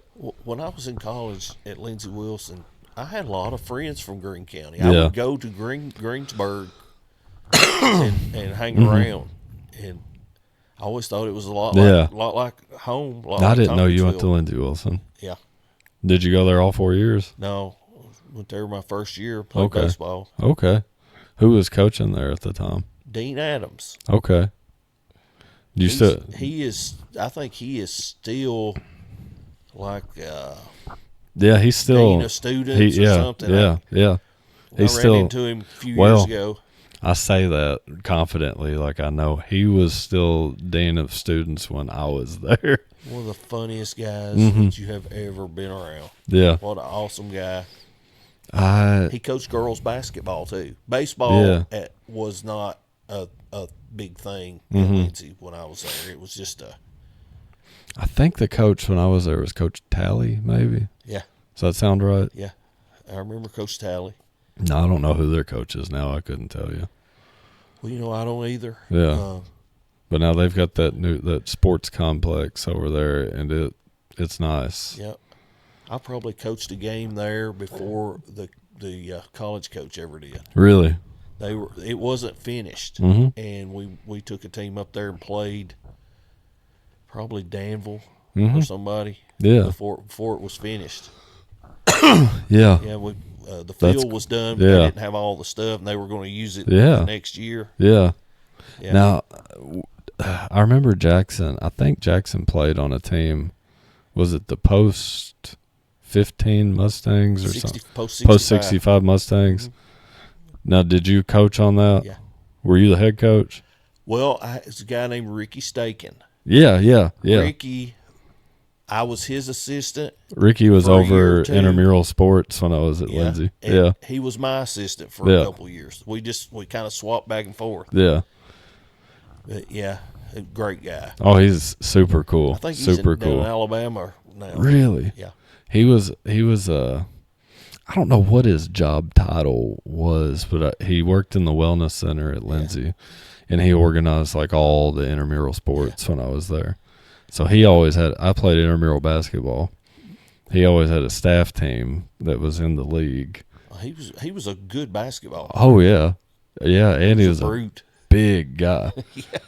I'll say this, I loved Ricky, but he got a lot of good calls because he employed all the refs. And he was not above using that either. You did not take a charge when he was bringing it in the paint. No, I made that. Sure of that. I made that mistake one time, and I didn't get the call. Ricky was a really good athlete. I could tell. He was the closer for Cumberland University on one of their NAIA World Series champs. Yeah, wow. Yeah, and the way he ended up at Lindsey Wilson, he hurt his arm. Yeah. And he said my 96-mile-an-hour fastball went to about 88. I never could get it back. And Woody, the coach at Cumberland's, or Cumberland Union Lebanon, told him, look, I'm probably not going to have a spot for you. I'll help you find it. So he went to Lindsey. Yeah. Ricky was drafted twice, I think. Oh, wow. Yeah. And but he went to Lindsey and finished out his career and then ended up just going to work for him. And he was we really worked well together. Yeah. Because I have no patience for pitchers that can't throw strikes. Yeah. And he was a pitcher. Yeah. So, we'd have a 3-0 count in the first inning, and I'd be pacing. Let's get somebody up. Let's get somebody up. Yeah. And he'd be like, just calm down. It's Yeah. all right. We're Yeah. good. Yeah, man, I hadn't thought about him in years. I hadn't heard that name in a long time. I keep thinking I'll call him, Mhm. and I just, I get busy and Yeah. just forget. But I talked to him a few years ago. Yeah. But it's been a couple, 3 years or something. He played in about every sport on the staff team when he had organized intramural sports. Yeah, I bet. You could tell like that the athleticism was there. Oh yeah, Definitely. I think he was like a 2-sport guy. He's from Mount Juliet, Mm-hmm. and I think he was like a 2-sport guy. Yeah. Like basketball and baseball. Uh-huh. Yeah, I don't think he's no rookie Come basketball to player. think about it, I think that I talked to him about like playing sports with Jackson at some point while I was there. Yeah, he was good. And Yeah. after I kind of hung it up, and Ricky and Jackson coached together. Mhm. After my last, I guess 2012, 2013, whatever it was, they wanted me to stay on as kind of the GM, so I did all the scheduling and all that stuff. And I told Jackson, I said, you and Ricky take it. I think I'm just going to go to the lake. Yeah. I don't blame you. Well, the last team that I coached, Mm-hmm. just it was the best way that I could have possibly went out Yeah. with the Legion stuff, because Mm-hmm. we just had a unbelievably great bunch. Yeah. And when I first got them, I told Ricky, we went to Danville first. We always played there the first tournament of the year. Yeah. And we went up there and went like 1-2 and got our tail sent home. Yeah. And I told Ricky, I said, we won't win 15 games this summer. Mhm. I said, this is going to be terrible. And to their credit, that bunch turned it around, and they really took to heart the idea of just having a positive at bat, because we didn't have a lot of great hitters. We didn't have much power. Yeah. We had some guys that could throw strikes, and we could play the heck out of some defense. Yeah. We told our pitchers, just keep it in the park. We'll run it down. We're fast. Yeah. And Jackson brought back Union's base running system, Mm-hmm. and we started implementing that. In our first 12 games, we had like 40 stolen bases. Oh, wow. Oh, we were just running all Yeah. over people. And Sounds like it. we ended up going 35-15, Mm-hmm. and we were about one or two strikes away from being state champions again. Oh, wow. Yeah, we just kind of ran out of gas. Yeah. But yeah, it was so much fun. It was such a good bunch. Yeah. Had some kids from Adair County, Mm-hmm. Glasgow, Monroe. Just some Russell County kids Had there, some too. Russell. Our catcher was from Russell County. We had Did you ever coach Jordan Best? Yeah. Yeah. What, man, he's an athlete. yeah, he was Yeah. a heck of an athlete. Yeah, see, Jordan went to Lindsay. He initially went to Lindsay for football and baseball. Yeah, he was good. Yeah. I had I had Ryan Hinckley from Glasgow. Yeah. Had Chad Wilson. Yeah. Chad was so much fun. Yeah. Chad was kind of the glue Yeah. to that team, because everybody liked him, Yeah. and they just in the course of a summer, Mhm. they all just got I think Chad was having them to his house. Yeah. And so that made a huge difference. Yeah. And you had a guy like Hinckley who was kind of the enforcer. Yeah. He'd walk in the other team's dugout and be like, "That's not going to fly here." you Yeah. know? Yeah. So yeah, that was probably the most fun team that I ever coached, and I thought, this is Good a way to one go. Good way one to to leave on, because it'll never be that much fun. Yeah, I get that for sure. I'm going to apologize. I'm going to take a quick bathroom break if you're okay with that. I'm good. And we're back from our short little break there. I'll pick up right where I left off on the last question. Jackson has asked for your best Lincoln and Jackson story. Oh, gosh. There's so many. I bet. Oh, man. I don't know. Right off the top of my head, nothing. Probably their best stories I've never been told, to be honest, that they've done together. I bet I've got a few with Jackson from high school when we used to throw cornhole and have our bonfires out at the house. They're now back when we were riding horses all the time.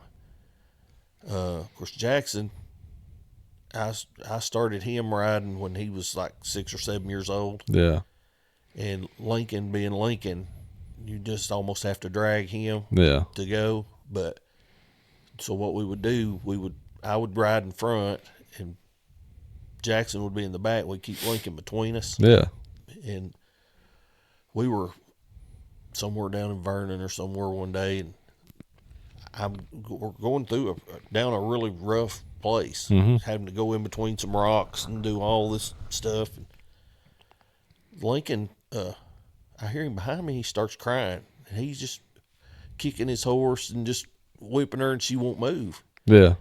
And I get off and walk back up the hill where he's at, and his saddle's broke, and the horse was smart enough to just stop. Yeah. And she was babysitting him. Oh, wow. And Jackson was behind him trying to make him go on, not knowing what was happening. But yeah, we got him fixed up. But yeah, I mean,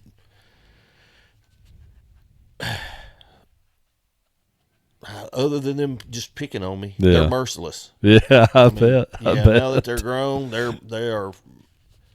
Yeah, they live to torture old T. I bet. I could see that definitely. Did they like growing up? Did they fight much? Did they fight a lot with each other? No, they didn't. Yeah, which was surprising, especially there's 5 years difference in their age. But no, they never did. I was really? It's one thing that makes me very happy that they didn't. They always got along. They've always been really close. Yeah, I really like. That really makes me happy. Now my boys will pick at each other constantly. They love to torture each other. Well, Lincoln. Yeah. Lincoln's not happy unless he's being picked on or picking on somebody. So I guess him being able to take it is probably why they get along so well. Now mine, they'll torture each other. They like to get a rise out of each other. It's mutual. But now Harlan come in, my youngest one. He came in not too long ago talking about some kid had done something to him at daycare, and he's telling me and Michaela about it. And Asher chimed in. He said, "What's their name?" I'm like, "Hey, let's not take it too far." But now there was a little bit of me that was glad to see that happen. Like he knows his job. Oh, how does it feel? Now, this is Jackson's question. This is not my question. How does it feel to know you've never been invited to the Two Pencils podcast, but Fern has? I think it's just wrong. Yeah. They've blacklisted me, and I don't know why. No, I've never been invited on there either. So, yeah, well, I don't know. See, right after you talk about them picking at you, that's the question. I go into. That's the perfect time for that question. Yeah. Is it harder watching your kids play or coach sports? Now, you already touched on that a little bit. You said it's harder to watch them coach, you think? Yeah, probably because fans they find it a lot easier to be cruel to a coach. Yeah. Maybe easier than a kid. Yeah. I mean, they'll dog a kid. It was rough having quarterbacks. Yeah.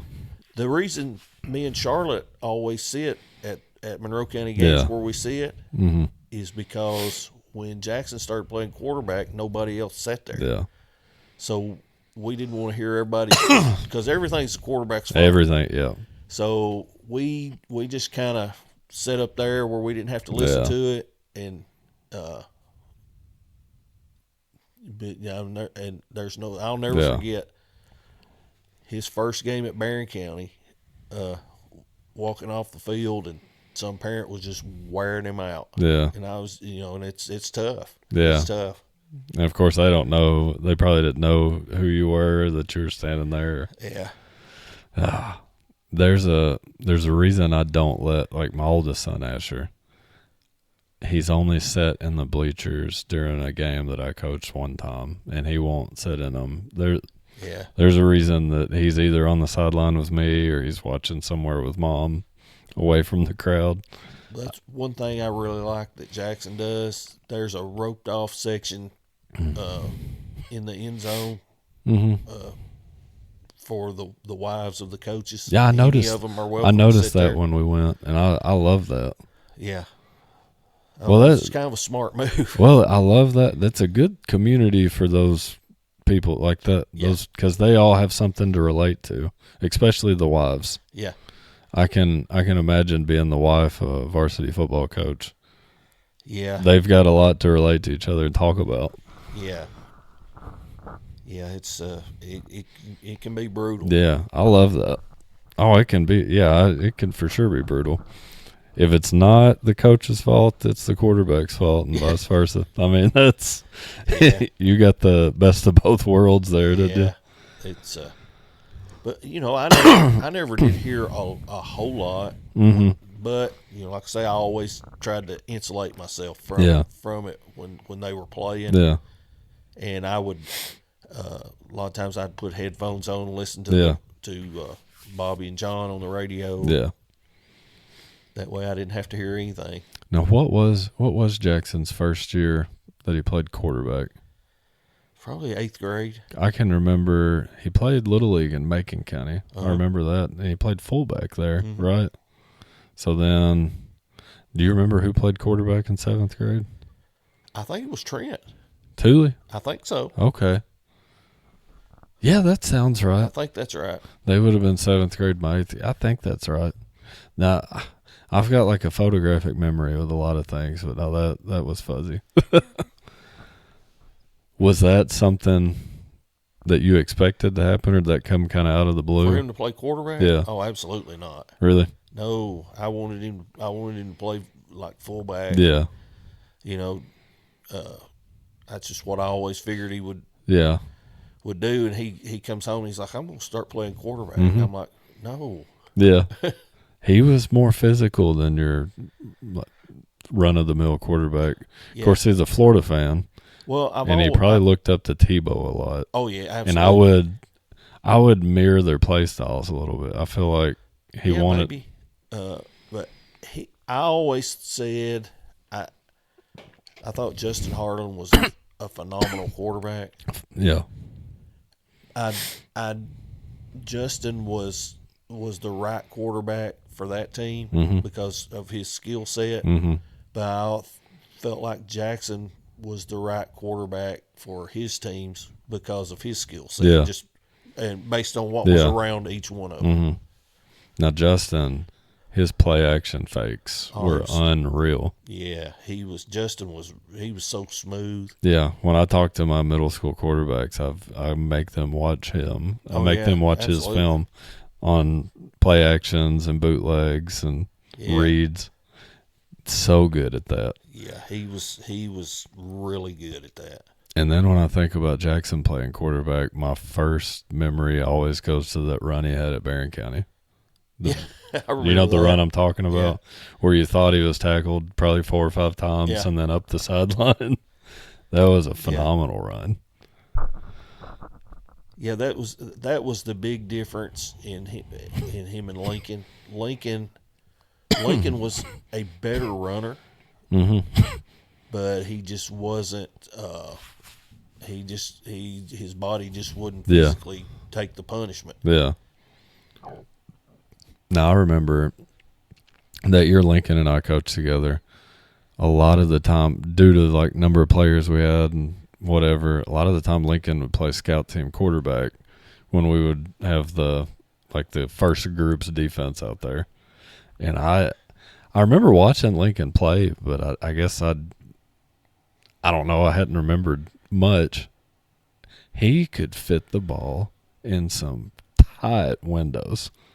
Yeah, I remember our I would talk to our defense when he was running scout team quarterback. I'm like, you're not gonna have to worry about that throw getting made. How much better you get at that type of stuff after it's too late. Yeah.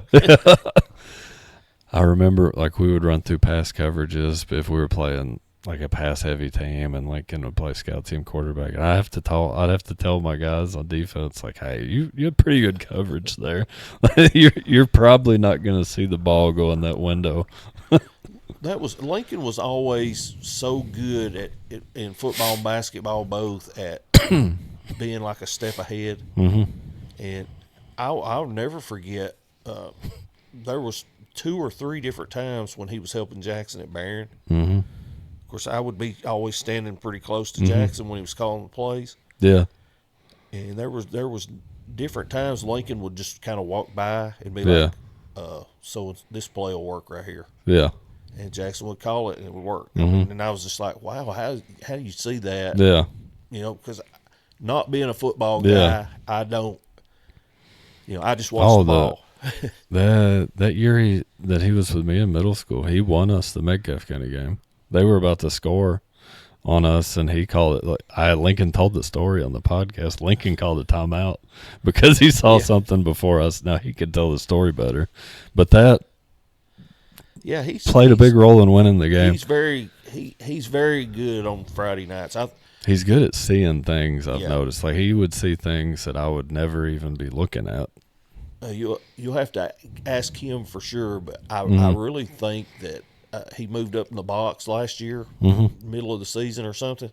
I think he gave him a whole new perspective on things. I can see him for sure being great at that role, like the eyes in the sky.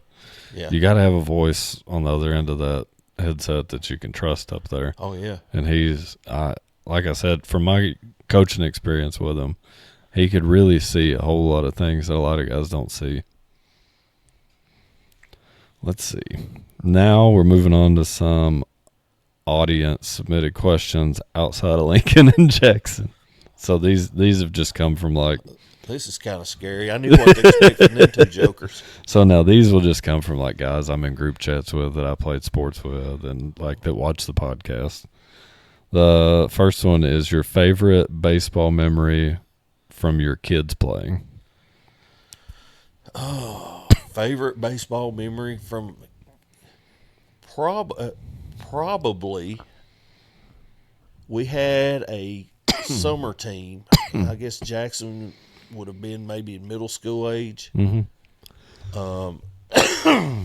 And Lincoln was pretty advanced. Mm-hmm. So he was like our courtesy runner all the time. So they were actually kind of playing. We got him a little uniform and everything, and he was our runner. That was really cool to have both of them. Yeah.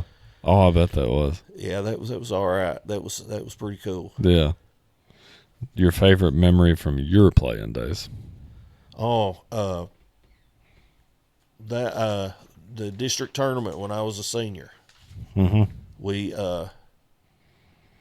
I pitched on Monday and beat Cumberland County 8-2, mm-hmm. and then I caught the first 3 innings the next day. Yeah, and then pitched the last 3 to beat Metcalf. We beat them 6-5. Oh wow! It was 6-5, 6-5, 5-4. Yeah. I've still got the 2 game balls from that district tournament. Oh, that's awesome. Yeah, the umpire handed them to me as soon as it was over. But yeah, we beat Cumberland, mm-hmm. and I threw 7 innings, and then I threw 3 the very next day. Yeah, of course they wouldn't let you do that now. No, you got those pitch counts. Yeah, we won that. on a suicide squeeze. Tommy Jarrells laid down a Oh, wow. suicide squeeze bunt. I guess he scored. I guess Rodney Biggerstaff was on third. Probably scored the winning run. Oh, wow. And we got the lead. Yeah. And I don't guess I realized Rodney and Tommy played baseball Tommy was together. like a freshman. Yeah. Played. Yeah. I played pool with Tommy and Rodney a lot. Tommy was a pretty phenomenal athlete. Yeah, I've always He heard was that. Very, very athletic Yeah. guy. Can you remember most of the guys on that team? Yeah. Who just for the fun The of old it, who names works on? from the Yeah. past. Yeah. Oh, Derek Profit, Okay. Todd Starnes, Okay.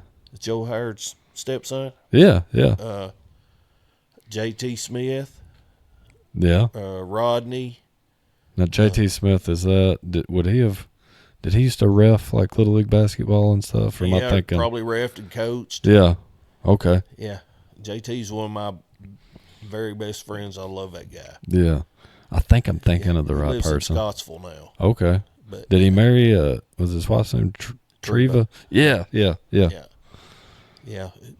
My Jackson and Lincoln, they tell me all the time, Yeah. you'll never be as cool as JT. Coolest guy of all time. I can remember him reffing us in Little League sports when I was growing up.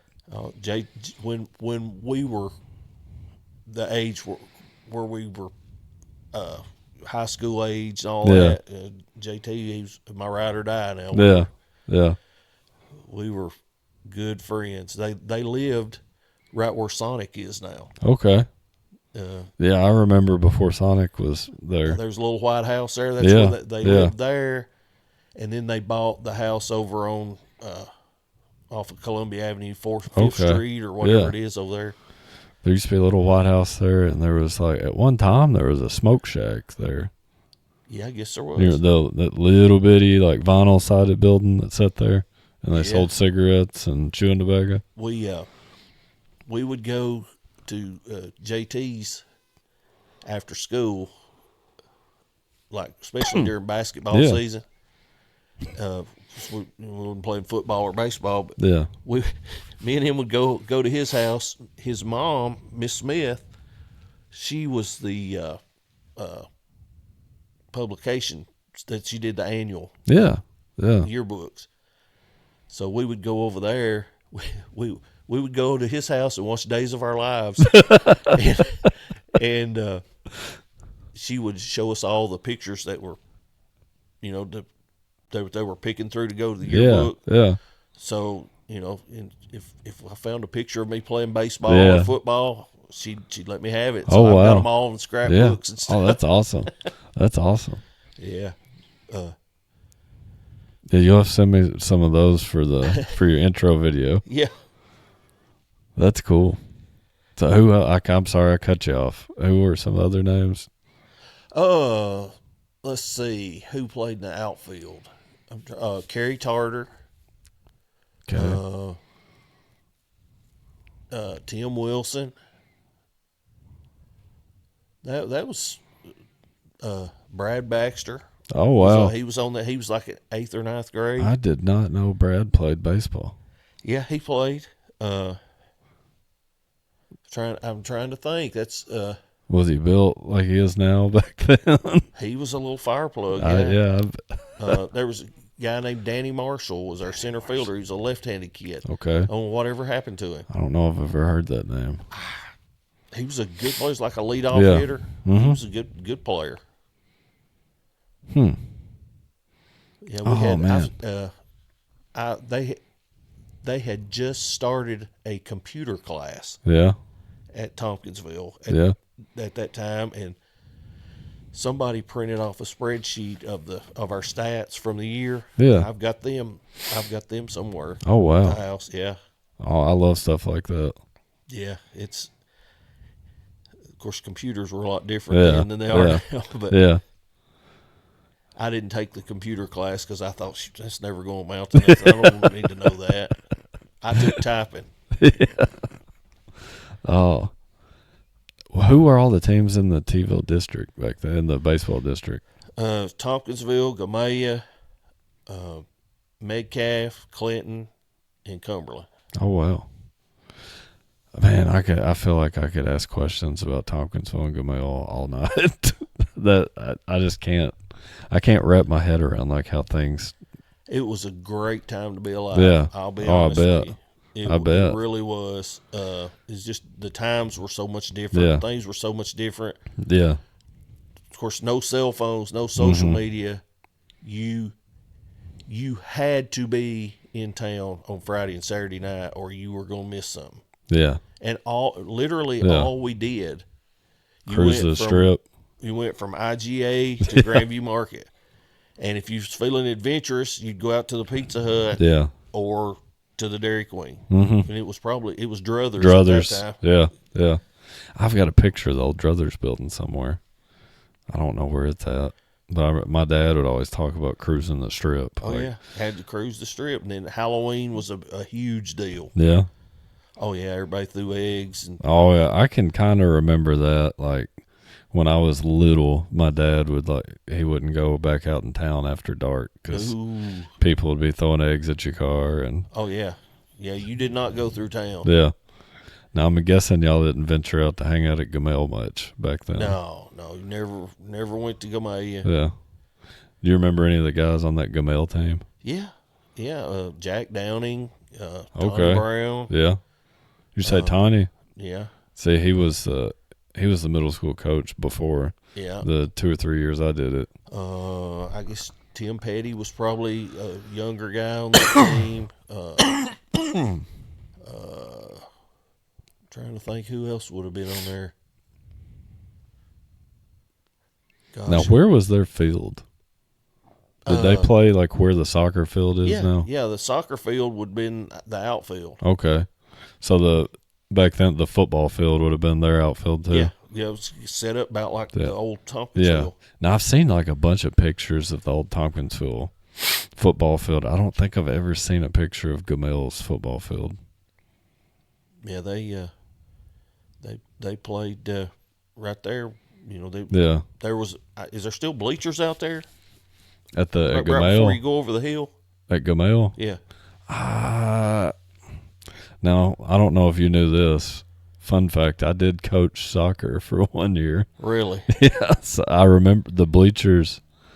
I don't think there were bleachers when I was coaching soccer. I think most people would just bring like their lawn chairs and Probably. stand around. But no, I did coach soccer my second year teaching. That was one of those, you're not tenured, Yeah. we need somebody to do this kind of deals. Yeesh. I was not the head coach, thankfully, but I did help, and I learned a lot about soccer that year. I know nothing about soccer. I just know you can't catch it. The only reason I knew anything about it was at Lindsey Wilson, the soccer team was absolutely phenomenal. Yeah. So I would go to a lot of soccer games. 1 year I was at Lindsey, they won the national championship in NAIA, but before the season, they played Louisville in an exhibition, and they beat Louisville 2-1. Wow. Now you hear that and you think, well, Louisville probably wasn't a very good D1 team. Louisville was the D1 national runner-up that year, Holy smokes. and Lindsey beat them preseason 2-1. That was crazy. Well, a lot of people get hung up on the D1 stuff. Yeah. There are some absolute animals Yeah. at the NAIA level. Mm-hmm. Me and Mikkel talked about it. In football, I feel like the big difference is the mold. NAIA football players are still phenomenal. They may not be 6'7" and 300 and something pounds. They're just a small guy that's good at football. Yeah. So you got to check less boxes to play in the NAIA. You just got to be good. Yeah. There's some good football played in NAIA. Absolutely. And I feel like some of your best coaches are probably at the NAIA level. Probably. Well, There's a lot of good baseball, a lot of good basketball in NAIA. Yeah, I mean, I think Jackson's coach was probably as good. I mean, he came from. I think his coach Oz, came from Mississippi, and he was at Murray at one time. Yeah. And then he took the Union job. Mm-hmm. yeah, I mean, It always seemed like Union had a good baseball program around that time. yeah, they were Yeah. really good. I mean, they winning 40 Yeah. games every year. Yeah. I used to, of course, I'm a baseball junkie, Yeah. and I used to, if we were up there visiting, I would try to slip around and watch him practice and try to take notes on how he ran his practices and stuff. And it was just, I mean, he was just really, their practices were really good, I thought. Now, when Jackson was playing at Union, did you guys try to make it to most of his home games, I'm assuming? Oh, we made it to, everything we could, home and away. We went to North Carolina. Oh, wow. Of course, we obviously couldn't go to all of them, but if they were in where we could drive, most of the time we went. We went to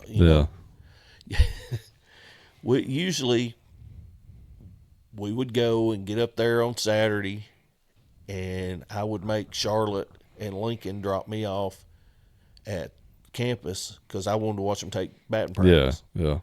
And she would go to wherever he was living and clean his house. Yeah.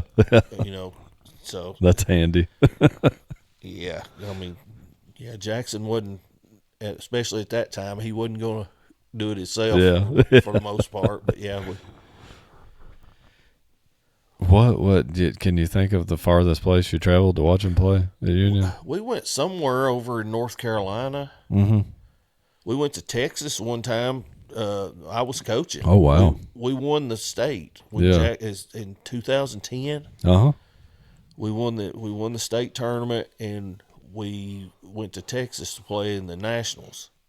Yeah. It was like 112 on the field. It was brutal when we got out there. Yeah. Man. John was calling Charlotte, seemed like every 5 minutes. We didn't know how we were doing because football practice had already started. Yeah. So I think we played out there, and the very next week was the Camelsville scrimmage. Yeah. Oh, wow. Yeah. Yes. I mean, we played a lot of baseball. Yeah. 30 plus high school games and 50 plus summer games every year for. That's a full schedule. Yeah. But we never took a vacation and never did any of that. I mean, we never went anywhere. Now, did Lincoln play? Did he play Little League baseball? Yeah. He was really good. At what point did he stop playing baseball? Middle school. Before middle school, he started getting. He bunted into his eye, gave himself a black eye. Oh, man! And that kind of put him off of it. Yeah.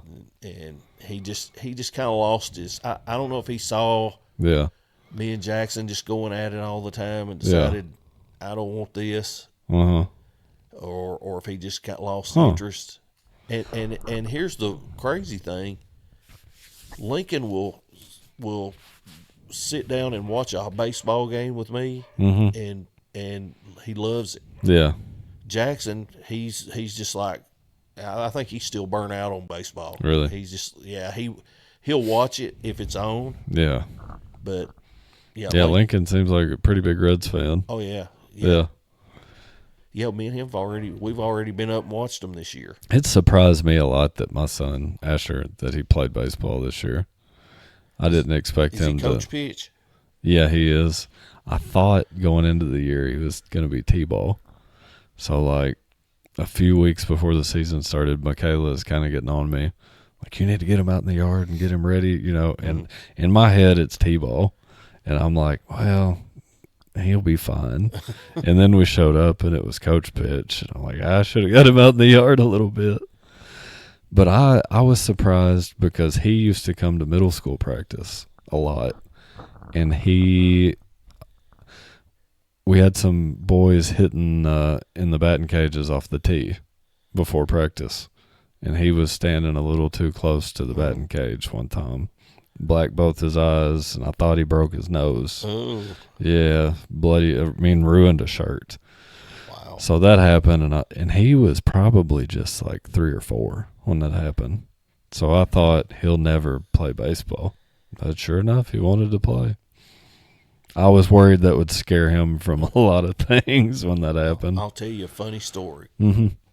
I wouldn't coach Jackson when he was in T-ball. So Derek Profit was his T-ball coach, and Jackson was pretty. He was, to say the least, he was very entertaining as a little guy. Yeah. And so they had to watch him every minute. Yeah. And this is when baseball clicked for Jackson. He was probably 5. Mm-hmm. He might have been 6. I don't know. He was T-ball, but I think Derek. And you could kind of see that Derek had about all he could tolerate of him. Yeah.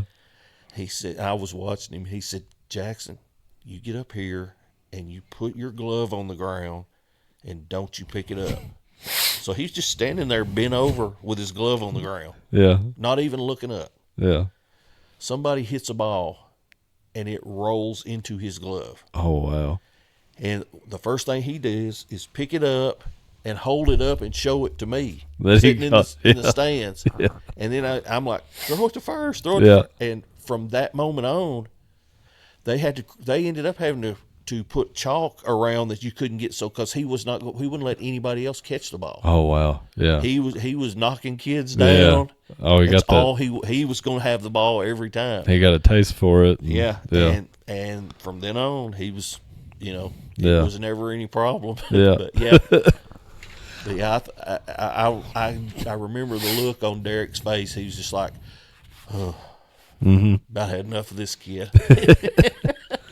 Now, I remember this story from when you were coaching the Diamondbacks and I was on your team. I don't remember what the parade was for, but there was a parade through town, and you took us in the bed of your truck, I think, Oh yeah. through town in the parade. Well, Jeff Rippey was the commissioner of the league, and he thought we should have a parade, to celebrate, the Little League start. It was a great idea, I thought. So we lined everybody up and took y'all through town. Okay.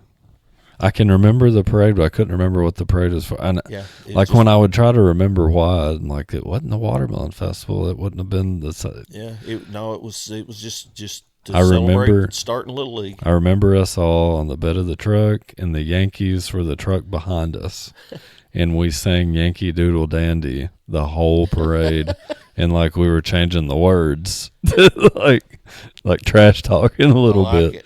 I can remember that like it was yesterday. All that, it's so much, it all runs together. You had me, Jackson, Nathan Davis, Jordan Turner was on that team. That's when me and Jordan become best friends. From that Little League team. Cool. I've got the picture in that room hanging on the wall. Actually, I'm gonna grab it real quick. Okay.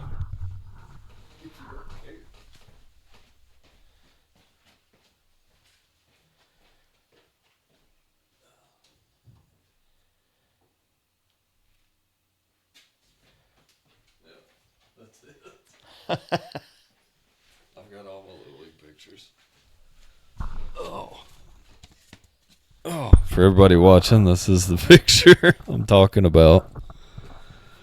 Let's see. Got Mason, Jordan Turner, looks like Ryan Turner, Cameron Smothers. Boy, that's somebody I haven't thought about in a long time. Do you remember him? I remember the name. Cameron Smothers. He moved away from here when we got to middle school. But I remember him play. There's Jackson on the end, Patrick Stevens, Nolan Dewberry. The thing I remember most about that is Jackson was throwing a baseball against the house. Yeah. Broke out a window. Yeah. And so we couldn't negotiate with Fern. So we had to he had to miss a game. Yeah, a lot of stuff from that year sticks out in my mind. That was my first ever Little League sport I'd played. A lot of good memories. And then after that, my dad started coaching Little League a little bit, and we were always the Yankees. Nice.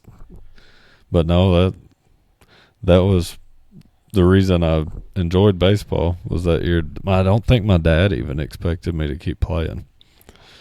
But I remember after that season, you might have heard me tell this story on Ben Carter's podcast. You had invited me to play on I think it was called the Storm. Southern Kentucky Storm. And I wanted to play so bad, and my dad wouldn't let me. And I remember crying, and I locked myself in the room. And I don't know what his reason was. I'm not sure. I know like him and mom worked jobs and had like a lot of overweight. They might not have been able to whatever, but it's tough. Yeah. And, the only reason we didn't keep that going, we just ran out of enough kids to play. Yeah. That was probably the first time that me and Dad had ever I'd ever got into it with my dad. Well, sorry. No, it's not you. I wanted to play, so I remember I was always afraid like that the coach y'all thought that I didn't want to play. That's how I remember looking at it from like a kid standpoint. I'm like, they're gonna think I don't like baseball. But I always me and Larry Glass always talk about this. Jackson, his baseball playing is the reason that I have the job that I have today. Really? Yeah. When the Southern Kentucky Storm ended, the Barron River Bats, which was Larry had a team. Yeah.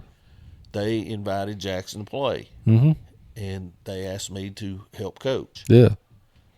So we played that first year, and the next year, of course, I don't know, what all Larry does for a living at that time, and so we're hosting the state tournament over at Beaver Trail. Yeah.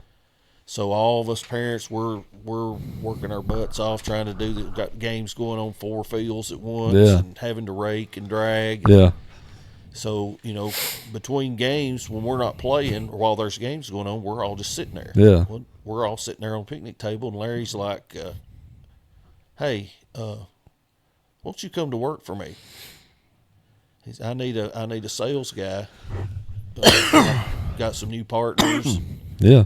And we're buying some quarries. We need a sales guy.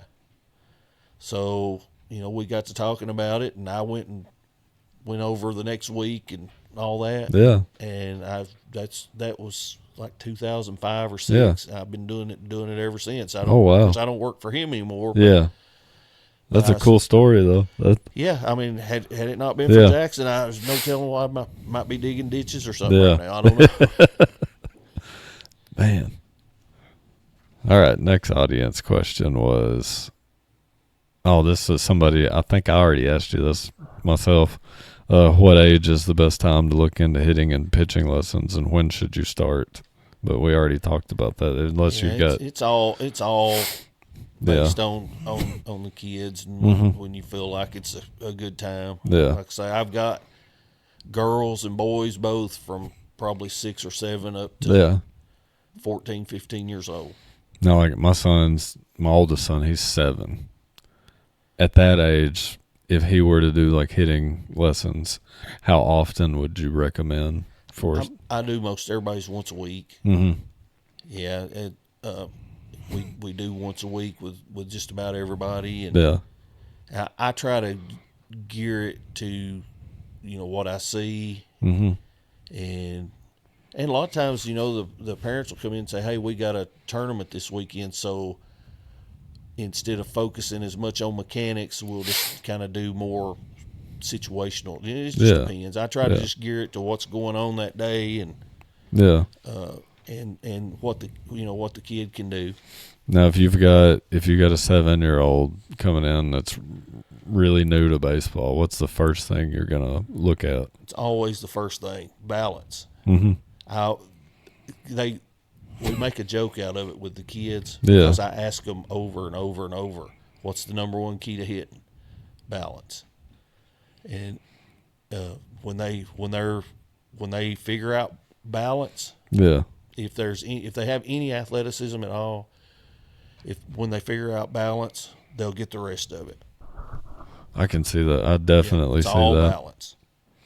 And I'm likely gonna be hitting you up for Mike because he seems to love baseball. that's awesome. He loves it right now. We need more baseball lovers. Yeah, yeah. And of course, I didn't play all the way through high school, and there's probably 50 to 100 things I could change from that age, but that would be.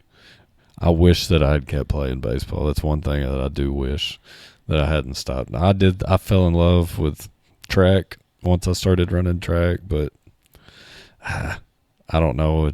Looking back, I feel like I would have had more memories from playing baseball. Oh yeah, than I did running track. Team oriented sports they're just awesome. Yeah. And of course, like I didn't do anything with track. It wasn't like I went to college and ran track, or I'm not out in the yard sprinting for 200 meters for fun anymore. But no, I do wish that I'd kept playing baseball, and I hope now that Asher's interested in it, I really hope he stays interested in it because I do love the sport. Well, Jackson got involved with Doyle. We got him involved with Doyle baseball when he was little, and best thing baseball wise we ever did. Mm-hmm. It's just the way they teach and the way they do things. Cannot say anything negative. I mean, and like I say, from 6 to probably 20, 23, Yeah. 22, 23. I mean, they even he would go to Florida. He went to Florida once or twice in the summer and worked their schools down there for them. And then he would, like after hours, they would work with him. Yeah. It was, he's had a lot of cool experiences because of baseball. Now both my sons, it appears they're going to be lefties. Both of them. Oh man, that's good. That's a good thing. Yeah. Now I will admit, like I struggle showing him how to do some things. I've got to find myself trying to mirror what he's doing. What is the reason for a lefty being preferential in baseball, would you think? Well, I mean, a left-handed hitter because there's just more right-handed pitchers. Yeah. I know, obviously, if you throw left-handed, you're a little bit more limited on the positions you can play. But yeah, I don't know. Left-handers just seem like they're more fluid swings, and I don't know why that is. I think that in basketball too. I love watching a left-handed jump shot. Yeah, there's just nothing prettier than a good, smooth left-handed jump shot. Can't disagree with that. Jack Givens, beautiful. Yep. Now Asher's for sure left-handed. It's looking like Harlan's going to be left-handed too. My mom was left-handed. My brother's left-handed. My grandma on my dad's side was ambidextrous. Oh, cool. And the story that I was always told was that I was left-handed, and my dad kind of forced me to be right-handed. I still like my wife watches me write like in cursive or like write on a marker board, and she still says I write really weird. Like I write like a left-handed person. I write all my letters from the bottom, and it looks weird to people. People comment on like the way I write a lot when they watch me. But no, Asher's for sure left-handed. So I'm gonna need some outside help with him. I tell you what's weird. Mm-hmm. I had Austin come up and flip me some balls. I just wanted to take some swings. Mm-hmm. Could not hit a ball right-handed. Really? Mm-mm. I turned around left-handed, and I was fine. Huh.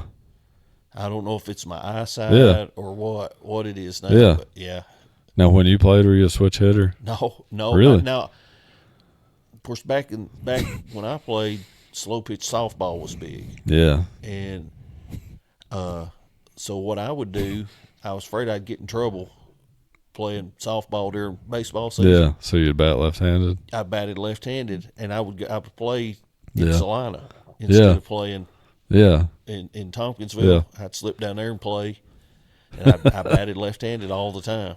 We Had more power left-handed. wow. But right, I could Yeah. hit it wherever I wanted to right-handed. Yeah. I played co-ed slow pitch softball a lot when I lived in Columbia at Lindsay. And the co-ed rule was the men had to bat offhanded. Yeah. I'm going to tell on myself here. I bought a right-handed fielding glove. And I lied So and you could bat played right-handed? so I could bat right-handed. That's dedication there. Well, I made sure I played first base, so I wasn't having to throw the ball a whole lot. But I did that. Yeah, I never That's really told dedication. anybody. The guys on my team knew that, but no, everybody else thought I was true left-handed. I knew that if I had to try to bat left-handed, I would look like an idiot and strike out. And nobody wants to strike out in slow pitch softball. Well, I taught myself how to hit left-handed from mimicking the Reds. Yeah. Wanted to be like Pete Rose and Yeah. Ken Griffey Sr. and all those guys. Yeah. So I learned how to bat just to Just watching them, just like trying to calls. emulate. Yeah. Just trying to emulate them. And I'll tell you another cool story from that. We had a dude on our team that was really fast in high school. He was really fast, and of course you can't bunt when you play slow pitch softball, Right. or that at least he couldn't in the league we were in. So what he would do, he would come in the batter's box, and when the pitcher would get ready to pitch the ball, he would toss his bat up and grab the barrel and bat with the handle. So it was a full swing, and the handle of the bat would hit it, and it would lay it down like a bunt. Wow. And he would run it. You would advance the runner, and a lot of the times he would run out the throw. I'd never seen anybody else do I've that. never seen that. But no, he did that almost every time he was at bat if we had a runner on base. All right. How is travel ball impacting youth and high school sports, and do you think it's good or bad? I think I heard a guy heard a guy say this. Travel ball is good to a point. I think if it's done right, it's good. I think you should definitely you should. Kids should play more than one sport. Yeah. I don't like to see them specialize, Mm-hmm. and I know kids who have specialized, and then they go on and they're grown adults, and they're like, man, I wish I'd have played Yeah. football or whatever instead of just specializing. Yeah. But the big thing about travel ball, if people pay money to be on a team, they expect playing time. Yep. Well, okay, on your high school team, you don't get guaranteed playing time. On your college team, you don't get guaranteed playing time. And Mm-hmm. so it's a production world. Yeah. So in that sense, that's the problem with travel ball. Yeah. Do you think I noticed this or I don't notice this, but I assume this. I guess I'm probably looking more at basketball than other sports, but when you these high level basketball guys, it feels like a lot of them probably played on travel teams that were built around them. Yeah. And now they're going to college, and it seems like there were these expectations for them, Yeah. and they're not living up to them. Yeah. You think travel ball is impacting that? Oh yeah, AAU ball at basketball, Yeah. I think is horrible. Yeah. I've seen enough of it. It doesn't even resemble high school basketball. Yeah. It's get the ball, put your head down, Mm-hmm. throw a shot up. And they're not running plays. They're not running They're sets. not doing anything but trying to showcase the Yeah. individual. Yeah. Well, basketball at its best is a truly a team game. I mean, Yeah. you know, Yeah. 5 guys, everybody's moving, the ball's moving. Mm-hmm. Well, in AAU, the ball stands still, and somebody just puts their head down, goes to the basket. Yeah.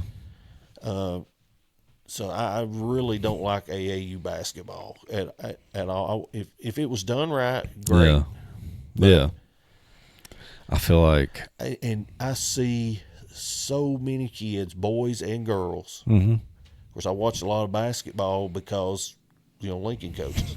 Mm-hmm. And I see so many kids who, boys and girls both, they're good athletes. They're absolutely horrendous fundamentally. Yeah. They don't know how to do anything. Mm-hmm. But, you'll hear, oh, well, this kid was great in AAU ball. Yeah. Well, yeah, okay. But can this kid throw a bounce pass? Yeah. Yeah. Can he hit a do they know left-handed Do they layup? know how to run the floor when somebody else has the ball? Yeah. Mm-hmm. Does he move when he doesn't have the ball? Yeah. Does he have off-ball movement? Can he set a screen? Yeah. And the answer to all that is pretty much no. Yeah. Yeah. Oh, I'm right there with you.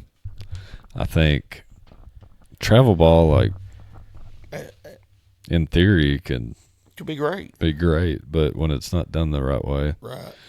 and when you're not putting yourself in good situations, like if you're not playing on the right team. Yeah. And I probably at the kind of the, I won't say lower levels, but probably, like if you take your high school team and get in AAU tournaments, that's probably really good. Mm-hmm.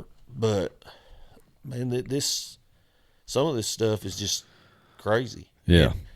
And football, and I don't know if it's as bad in Kentucky as it is like in Florida and places like that. But this 7-on-7 stuff, it's kind of the same thing. You're starting to see more of that. Yeah. I thought I would never, I knew that, like, when travel ball was growing and expanding and evolving, I just always thought, well, that'll never touch football. And now it's starting to a little bit. Yeah. I know Jackson's got a kid or two that they play just about every weekend. Yeah. They're going somewhere and playing. And, I get it. You're high school age. You're trying to showcase yourself. Yeah. There's probably some college coaches around during this time of year. Yeah. So, I kind of get that. But, I mean, at the end of the day, there's always a bunch of really good 7-on-7 teams that don't win 2 or 3 games in the regular season because they don't know how to block and tackle. Well, it can build some bad habits for sure. Oh, yeah. Like, especially when you're playing in some of the 7-on-7, like, little tournaments that you'll see put up. There's I guess you'd call it like a shot clock. I think they call it like a pocket clock. Quarterback's got X amount of seconds to throw it, but now some of them don't have a limit. Well, I think that's a good idea. Yeah. If you've got a quarterback sitting in the pocket for 12 seconds. Yeah, but of course somebody's going to be open.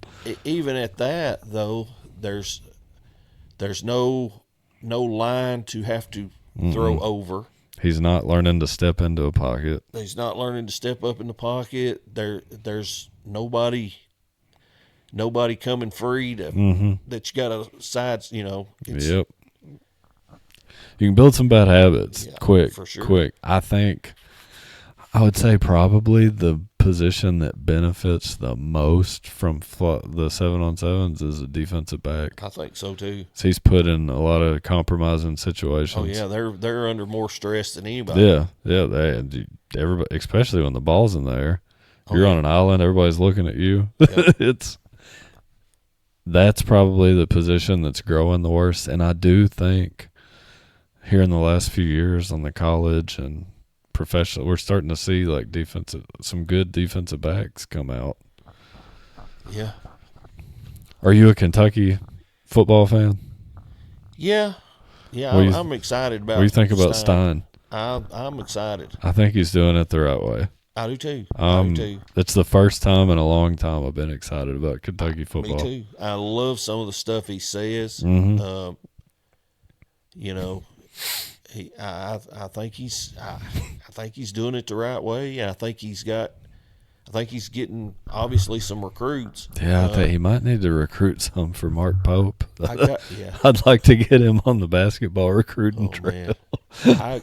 I got to go with Jackson up to spring practice a week or two ago, and they got it going. Yeah. I mean, yeah, they were in the indoor. Yeah, but man, I wish Kentucky could have got the Seneca kid from Boyle County. Yeah, well, I mean, the way it is now, commitment means nothing, and they still get him. But God, I'd love to see him at Kentucky. He's fun to watch. He's a beast. He's so fun to watch. Beast. He was so skinny when he was a freshman. Yeah. But Kentucky's quarterback, the kid from Notre Dame. Yeah. I watched him. I paid a lot of attention to him up there. He can spin it. What'd you think about Darby, the little freshman receiver? I was watching the quarterback. Yeah. I didn't. I know you saw it. He made that crazy catch in the spring game. Yeah, I didn't get to watch it. I do like what's his name? Mincy? Is that how you say it? Yes. Yeah. He came from Notre Dame. Yeah. And Stein's already got the number 2 quarterback in the 27 class coming on a visit. Like, when's the last time has Kentucky ever been in a conversation for a kid like that? Yeah, they got that kid from Ohio. Mm-hmm. What is his name? He's baseball, football kid. Yeah. He's going to play both. Oh, I can't. Yeah, I know who you're talking about. Yeah, they clocked him from shortstop to first base at like 92 or something. Ooh. Yeah, he's got a cannon. Whew. That's coming. And then they signed a kid in the 28 class too. Yeah. Or no? Did you see where they're? I guess they signed a kid in the. Did you see where Kentucky's football recruiting class is ranked right now? Really? Yeah, did you see where? Do you know where it's ranked number 9 in the country? 9 in the country. 9. Wow. Good. They're about to pass Oregon. So he's competing with Oregon which that's where he came from. And Stein's quarterback resume is a nice resume. Yeah. If I'm a top 10 quarterback, that's probably who I want to go play for if I'm trying to go to the league. I would think. If my goal's NFL, that's your guy. Yeah. I mean, Stein grew up a Kentucky fan. I'm hoping that he's like, I'm going to stay here and build this into something. You're exactly what I was about to say. You can do it a lot faster now, with all the transfer stuff. Hey, look at Indiana. That's insane. Indiana goes from laughing stock of the Big Ten to national champion, and what was that, Signetti's second year there? I guess it was. I think it's his second year. He came from James Madison, I think. And like you said, the transfer portal, you can build it fast now. When he left James Madison. A lot of his guys on that Indiana championship team were at JMU with him. The receiver, I can't remember his name, the white boy that played receiver that he had. He was a James Madison guy. In Mendoza, he come from Cal, I think. He's tough, but I'm excited about Kentucky football.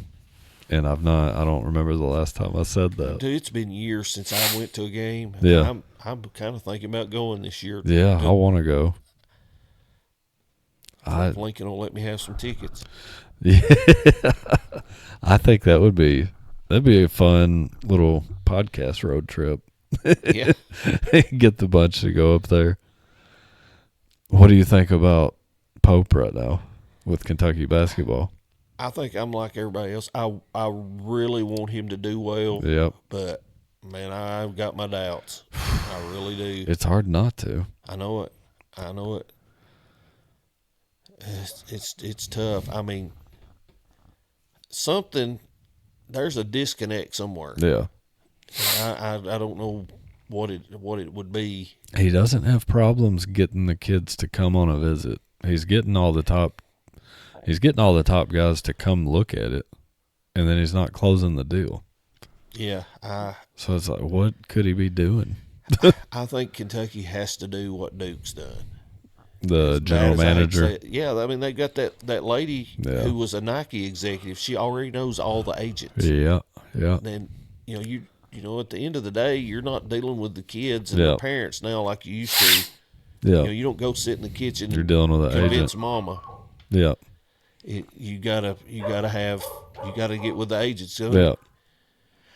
I guess here's how I think about it. I am all for playing for the name on the front of the jersey, Mm-hmm. but you got to get them there And then teach them. then get them to love the name on the front of the jersey. Exactly. Yeah, it's like you said, the agent. What was the kid? We lost the kid to St. John's. I can't remember his name. You know the kid I'm talking about? Yeah. I mean, I wouldn't have known anything about this kid a month ago. It's not that I think losing this kid was that, like, I don't think he was a generational talent or anything, but it was a bad look for us when we had this kid. Everybody thought that he was signing. Yeah. It was when he came on his visit, it was just supposed to be a formality, and then he. Oh yeah. They had the two guys there, Yeah, yeah. and they ended up losing them both because Was it Donnie Freeman? Was that his name? they lost Freeman. Yeah. He was ready to sign right then. Yep. And they were like holding him off to wait Yeah. on the other guy. Yeah. And they lost them both. Yeah, that's It's bad. just a bad look. Yeah. Even if he's not the best guy ever, Yeah. if he's not he may not get us to a Final Four. But now everybody sees that. Well, he had a guaranteed signee and let him slip. What's he doing wrong? Yeah. It's a bad look. He comes to campus, and then I think Patino got him Yeah. at St. John's. It's just Yeah, he better have a good year. there's a disconnect somewhere majorly. If he has another year like last year, Mm-hmm. It'll probably get bad for him. And if you read like all the insider reports, that's what apparently the Freeman kid, he wanted to come to Kentucky and his agent hated it. The agent was what talked him out. That's what everything I'm reading is his agent hated Mark Pope and he hated the way things were done at Kentucky and he steered him away from it. Wow. When they asked the kid why he went to St. John's, he said he wanted to play for a coach that he knew would coach him hard and would get him to the NBA. So he's essentially saying, I didn't think Pope was going to coach me hard. Well, I mean, it does not appear that he coaches hard. No. I don't think coaching hard is yelling and screaming. It's coaching hard is just saying this is the standard. We don't deviate from the standard and holding kids to it. Mm-hmm. And I'm not sure that he's just all this love talk. Yeah. And, I mean, everything's wonderful and beautiful. Yeah, and that's all great when you're winning and getting it done. Yeah. But I don't know. I think you can kind of see his body language too. Like he's not as upbeat and happy as he was when he got there. He's stressing. Yeah, he looks like he's miserable every time you see him. I don't blame him. No, I don't either. I don't envy him. No, I truly hate it for him because I really want him to be successful. When we hired him, that was the first thing. I think I was talking to either Daly or John Jackson. I was like, I hate that we've hired him because he is so loved by everyone in the state. He was the captain of the 96 team. Yep. And if it goes bad, it's going to be just heart-wrenching. Yep. That you probably don't even remember the 96 team, do you? Yeah. You I do? do remember. Mm-hmm. Beat Syracuse in the championship game. You was born. Yeah, you was probably 5. I was about 5. That's honest to God. That's probably the first game I can remember watching with my dad. I've got the 96 Final Four, all of it on VHS right awesome. there. Yeah. The Patino years by far the best era of Kentucky basketball. It was just, man, it was so much fun. Yeah. I wanted to see Patino come back. Hey, I got to go to the SEC tournament at Rupp Arena Oh, wow. when it would have been, let's see. I'm trying to, well, it was the last time it was at Rupp Arena. Yeah. Mashburn, Travis Ford, Roderick Rhodes. Was that early 90s? It was in the early 90s, yeah. Probably when Patino, he'd not been there long. No, they were good. It was the year they went to the Final Four. Yeah, with it would have Mashburn. probably right It was after. 93. Was that right after? We probably hadn't been off probation long, had we? 92 was the first year off probation. Yeah, That was yeah. the Pelfrey and the Unforgettables. Yeah, This was the next year. yeah, And Mashburn took them to the Final Four. yeah. But I was there. You talk about an atmosphere. I bet. I was there for the Arkansas game. That was when Arkansas was. Oh, yeah, they were. Well, Arkansas won it in '94. Yeah, So yeah. they were on the rise. Kentucky was on the rise. It was one of the most unbelievable atmospheres I have ever been to. Oh, I bet. I bet. Oh my gosh, them Arkansas people, they were whistling through their ears. Yeah. And But now you go to a Kentucky basketball game and it's like quiet. it's not like that anymore. No. You got all those season ticket holders that are Yeah. like, they're rich people. Yeah. And Patino would get on those people. Yeah. It'd be like, give your seat up if you're not going to, Yeah. if you're just going to sit there and look at your. Yeah. I worry that the problem at Kentucky is higher up than we're seeing. Well, I don't disagree with that at all.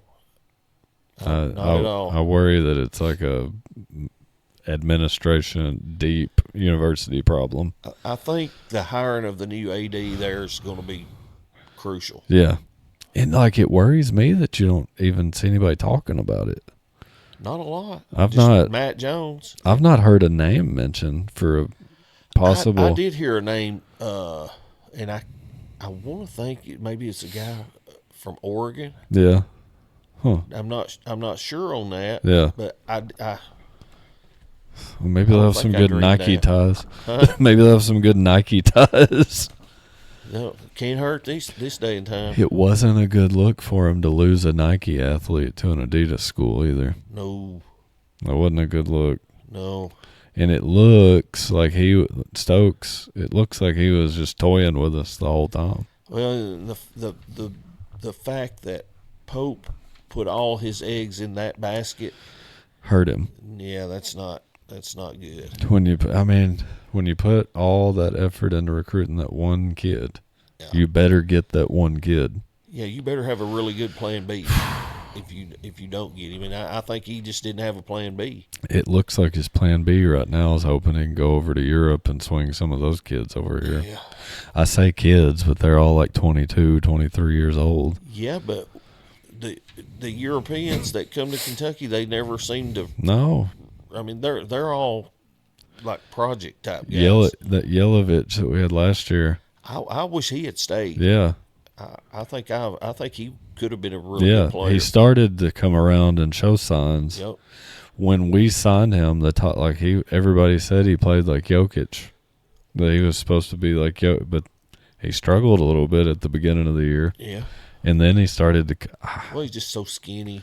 We lost about everybody. I'm not 1,000% sold on Marino. I mean, he's going to be okay, but I don't think he's going to be. I don't think he's a $4 million player. Well, I don't think he's going to be a game changer. I don't think he's going to be a build around guy. Well, at the end of the year, he couldn't catch the ball. Yeah. And when he did have it, he was throwing it to the other team a lot. A lot of silly, like not even bad turnovers, like silly turnovers. I hope he Yeah, figures it out. I hope he has a great year. he's a great kid. Oh, yeah. And he's from the state. Like I hope he wins Big Man of the Year. Yeah, But I don't know. I'm like you. I don't know that I'm sold on him. And it doesn't look like we're we don't have another 5 option right now. I don't know. I worry about it. I'm more excited for Kentucky football than I am basketball. I am too. And that's crazy to say that. Yeah, and with that schedule, that probably won't last long. No. Stein's got his work cut out for him.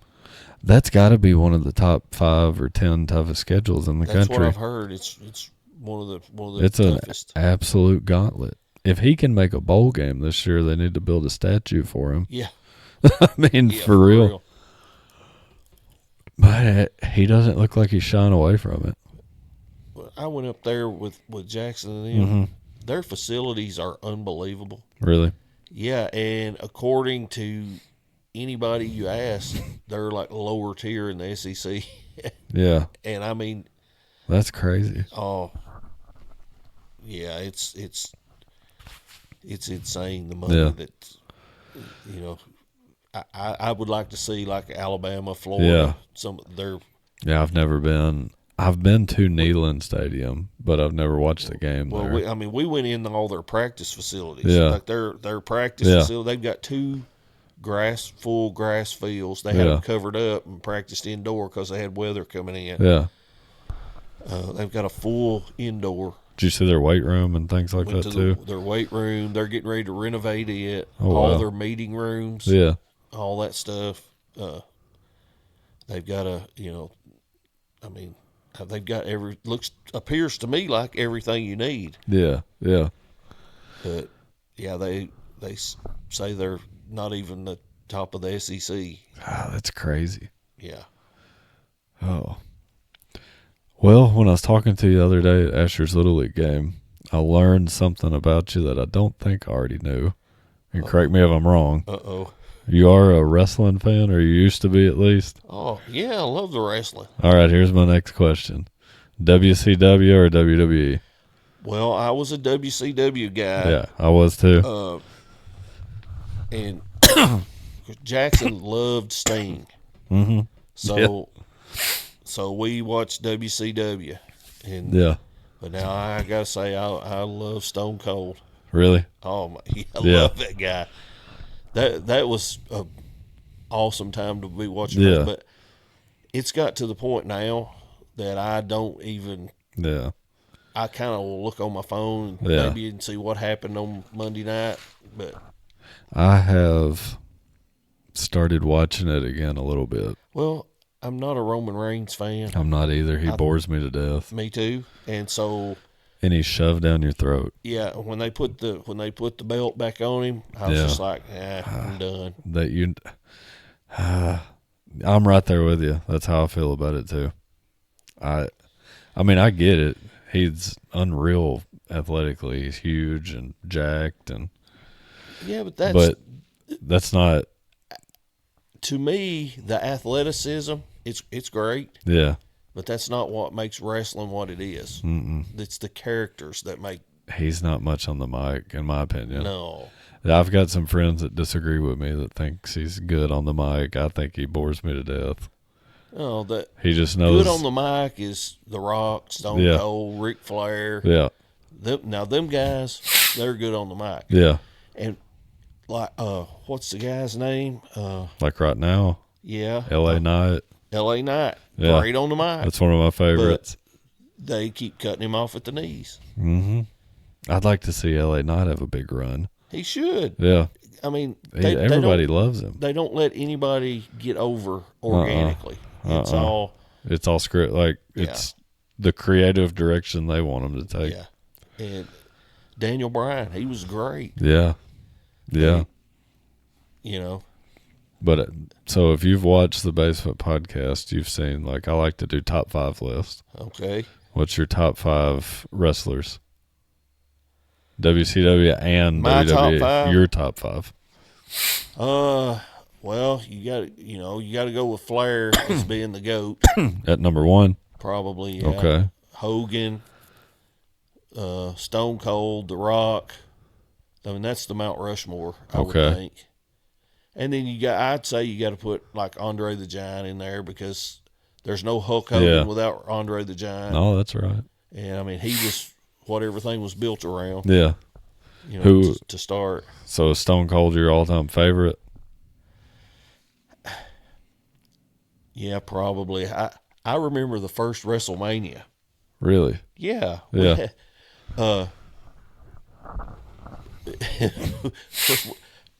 My granddad, Mm-hmm. my mom's dad, he loved wrestling, and he was an absolute character. My grandpa Shirley. Yeah. I mean, he thought wrestling was real and Yeah. football and boxing were fake, and he Yeah. would tell you that. Yeah. And so, even after I was grown and married with kids, I'd go see him, and he'd be like, "Did you watch that wrestling the other night?" Yeah. They was three of them had that Hulk Hogan down. He's some man. Yeah. Yeah. And so I guess I get my love for wrestling Yeah. from him. Yeah. But yeah, but yeah, he loved it. Man, that was like my whole childhood.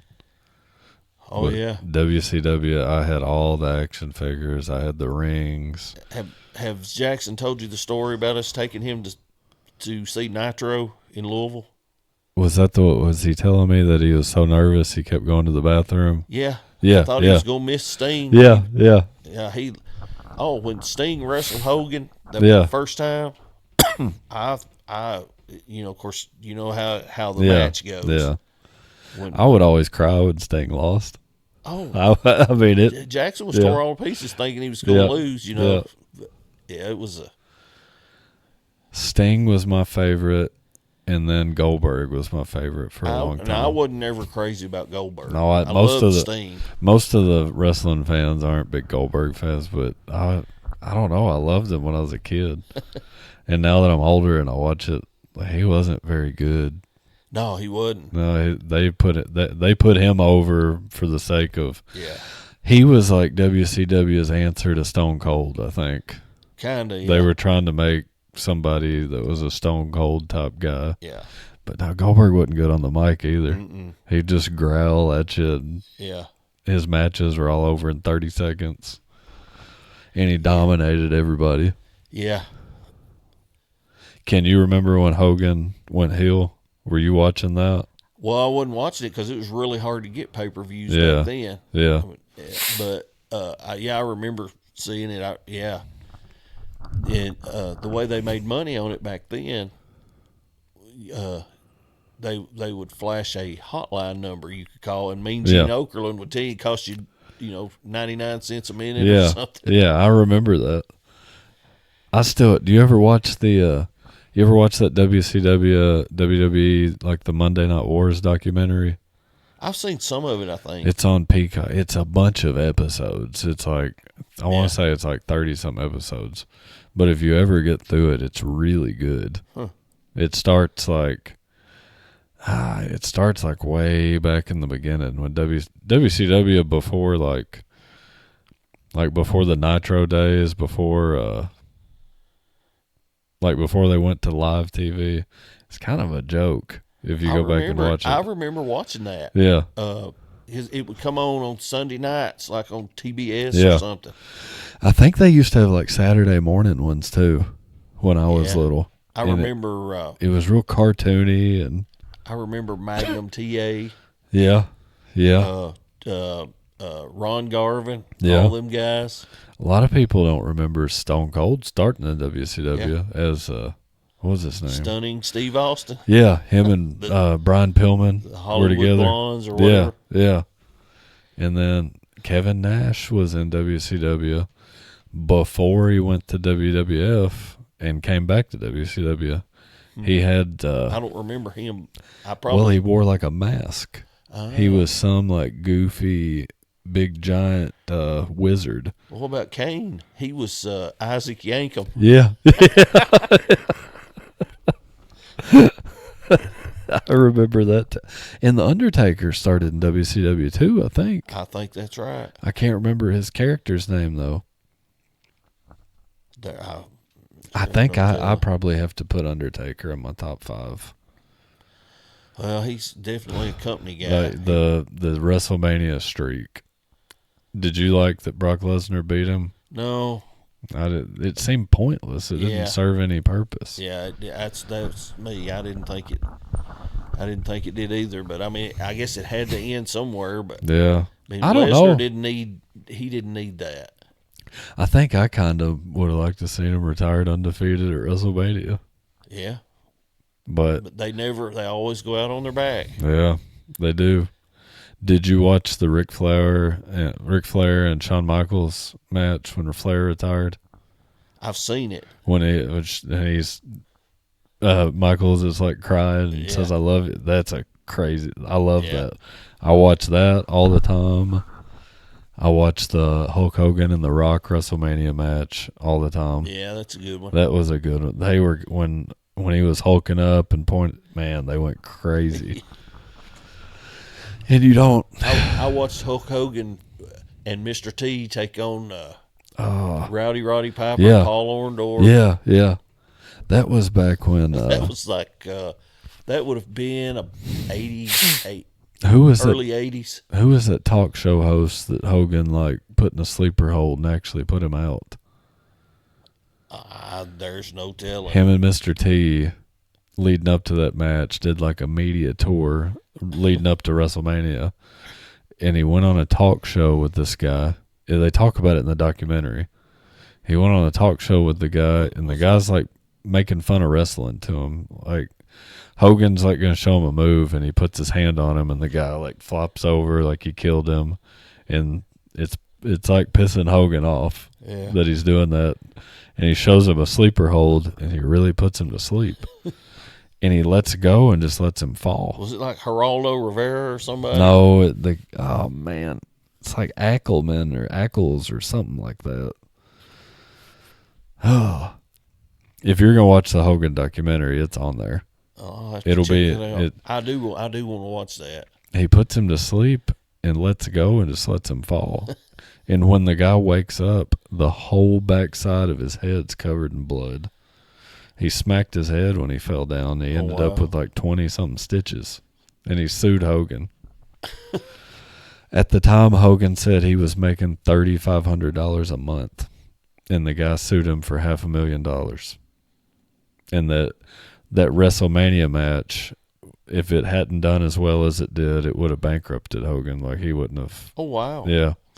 The only reason he was able to pay the guy was the WrestleMania pay-per-view numbers. Huh. Yeah. Them old school guys, they protect the business. Yeah. They don't do that anymore as much. Well, I mean, with all the social media, it's hard to do it now. It is. I do like. A lot of people hate Logan Paul, but I kind of like him. Yeah, I don't like him. I mean, I don't like him, but I think he's good for wrestling. That he's hated so much. Yeah, you got to have somebody. He's a bad guy. He's a good heel. Yeah, he's really easy to hate. Yeah, and he is athletic. He's crazy athletic. Sadly, I mean, he is. But now he's easy to hate. I don't think they'll ever be able to get him over as a face. No, nobody. It seems like a lot of the wrestlers like him, though. Well, I mean, we don't know what goes on behind the curtain. Do you like Cody Rhodes? Yeah, he's okay. I like him. He's starting to fizzle out, though. It seems like.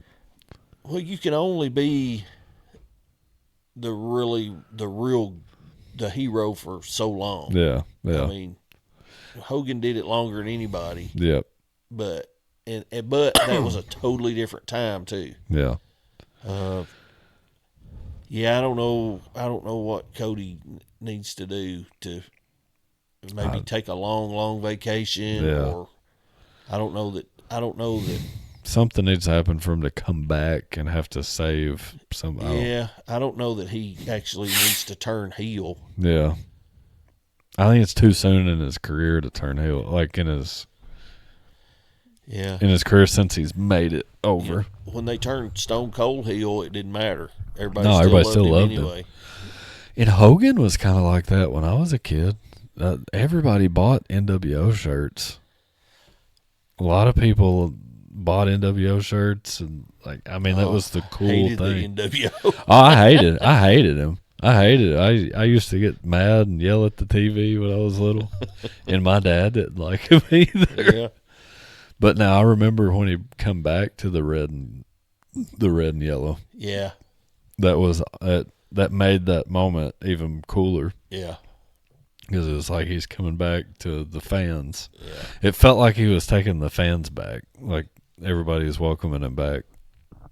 But no, I didn't know you liked wrestling until that day. Oh yeah. Yeah. Oh, Charlotte says almost a deal breaker when we got married. Really? Really? Yeah. So she not watch it at all? No, she don't like wrestling or baseball. Oh man. That's That's tough. why we binge watching Dallas. That's tough. Now Jackson and I talked about stand-up comedy. He seems like he really likes stand-up. I do too. Do you watch it? I do. I don't watch many of the new guys. I'm a Eddie Murphy, Richard Pryor. Yeah. That they were the guys when Yeah. I was a I kid. love stand-up comedy. I do too. I don't anymore. Like if I'm not watching something with my wife or kids, it's stand-up. Like I'll find an old stand-up special, or I'll watch the new ones too. I really like Chris Rock. Yeah. I like Rodney Carrington. Yeah. Yeah. I'm trying to think. I mean, Foxworthy. I'm not a big Larry the Cable Guy fan. Yeah. I always Just liked Ron kinda got White. old. Did you like Ron White? I did. I love Ron White. Yeah, And he's still good. I like them guys that are a little bit rough, I Yeah. guess. Yeah. I'll tell you, I watch, what's it called? I watched a show called Kill Tony. I've heard y'all talk about it. on here. It's not one you'd want to watch with your kids. Like what he does is it's a podcast. It's a live podcast filmed in front of like a big audience at Joe Rogan's Comedy Club. And when you show up, you sign up for the bucket. Your name goes in a bucket, and if he pulls your name, you get 1 minute of stand up. And like you'll see, it's almost funnier when somebody bombs. A lot of the time he'll pull somebody's name that is absolutely terrible. And that's, to me, it's almost funnier when they're terrible than when they're good. Because after they're terrible, he makes fun of them for the next 5 or 10 minutes. But no, it's not one you want to watch with like small kids or anything. But if you like stand up, I'd definitely check that out. I'll have to do that. But I'll see Eddie Murphy on or something like that at night, and I can't turn it off. The Eddie And Murphy, I know all of them by heart. The Eddie Murphy one when he's wearing like the red like leather jumpsuit. Yeah. That was my favorite Eddie Murphy one. Both of his Raw and Delirious Yeah. they're both awesome. You think he's the GOAT? Either him or Richard Pryor. Yeah. Richard Pryor was different. And he had so much. I mean, when you can make fun of yourself for getting caught for catching yourself on fire. Yeah. Yeah. I think stand-up comedy's like crucial though right now with all the cancel culture and things that you see going on. Yeah. Everybody wants to cancel somebody. Everybody wants to catch you saying something that gets you in trouble. Yeah. It seems like stand-up's the only thing like kind of keeping us normal. Yeah, I love that last Chris Rock where he was wearing out Will Smith. Yeah. That was awesome. That was amazing. Yeah. I don't know. I'm trying to think who I would like now. I've tried to listen to some of the stuff that I could tell y'all's age people. I Guys could tell you listen to. some good ones that I bet you'd like. You need to check out Shane Gillis. Okay. You would like Shane Gillis. I promise you would. He's got one Netflix special.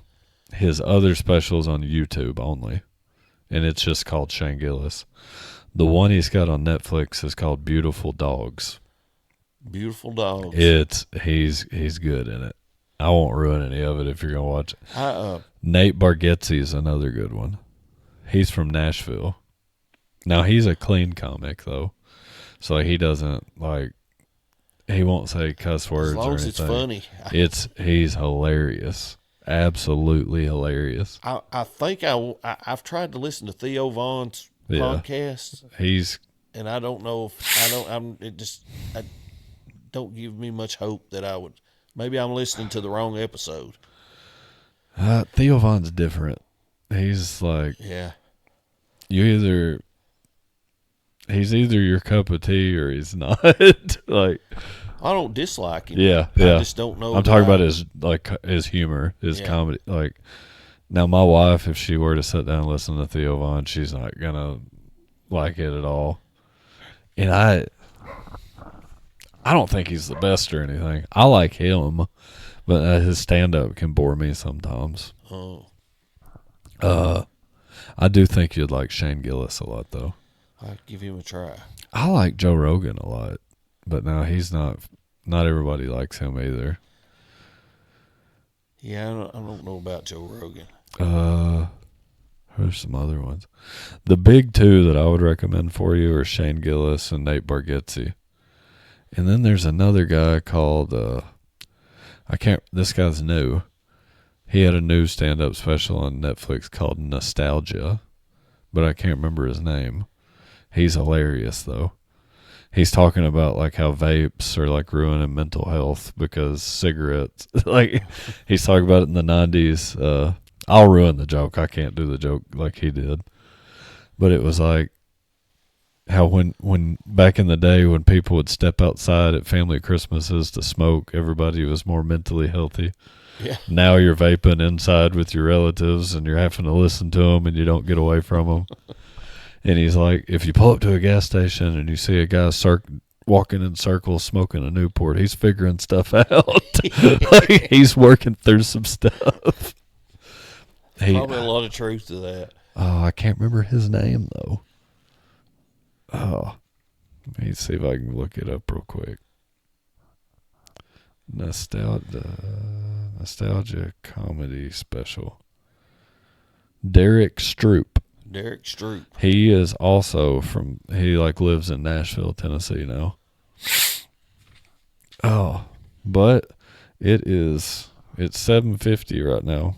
Wow. Are you good for like one more short little segment, or you need to go? I'm down. All right. I'm with you. Did you watch the Out of Context segment I did with Trent Tooley? I listen. Okay. So, well, yeah. Did you I had a segment where I would do Would You Rather stuff with people, but I've started this new one, and I call it Out of Context. So what it is I've just got like a random line that I'll read to you, and you just react to it. So like a lot of the stuff's going to be like judgmental, like kind of stuff, like what you think about people that do this or whatever. But it's just like your gut reaction to it. Nah. You ready?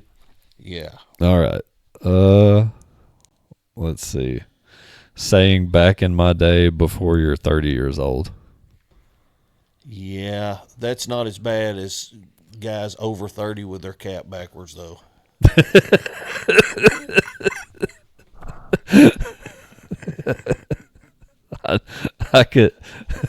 I've got a bunch of friends that are probably going to take offense to that. But I give them the same hard time.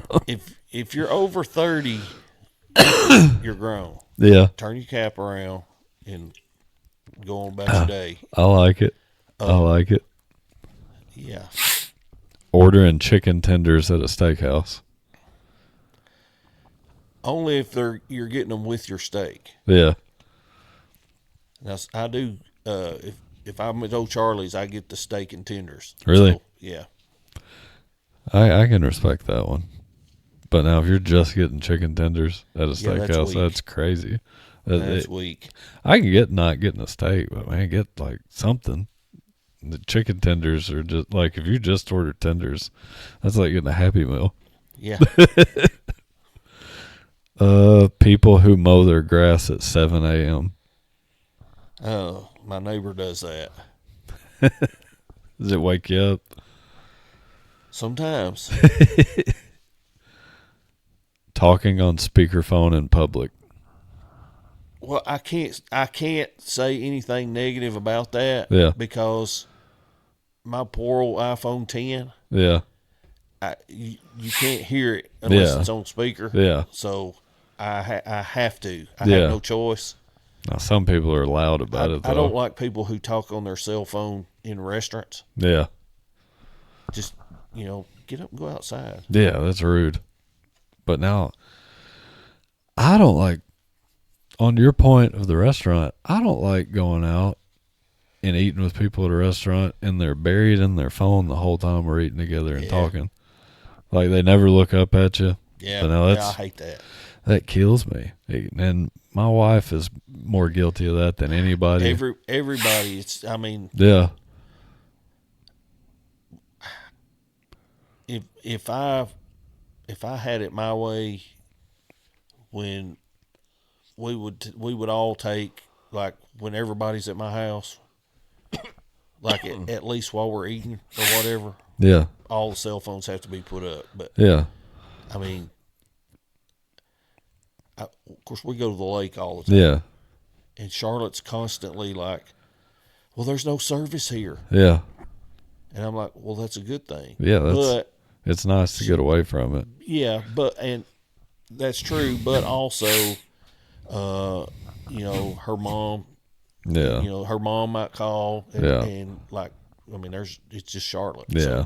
I understand. I kind of try to keep that in mind. Yeah. It's still irritating though. Oh man, the worst. I don't like it's like you're held hostage by a cell phone. Yeah. The worst one is if, like, I'll get on her a lot if we drive to Nashville or something for the day. Mm-hmm. On the car ride down there. Of course, I'm driving. I can't be on my phone playing around the whole time. I'm trying to talk. Yeah. And I'll say something, and I'm driving, nothing. And I'll look over, and she's on her phone, buried in it. Yeah. Not listening. Like, can we have a conversation? Like, same. Look out the window. Look at you're missing the whole world. But now, I have to tell this on Charlotte. She's probably going to get mad. But it's a well-known fact that I go nowhere without great tunes. Yeah. So I'm jamming and singing. Yeah. And as soon as something comes on that I like, that's when Charlotte wants to talk. Uh-huh. Yeah. Yeah. If I want to talk, she's not. Yeah. It's the same thing. Like, if she's not talking, if she's buried in her phone, I'll turn a podcast on that I listen to. Like, I listen to a bunch of podcasts like KSR or Joe Rogan or something. Yeah. Right when they're getting into, like, a good story that I'm into, she'll go to telling me something that happened at school the day before, and I'm like, I'll hit pause.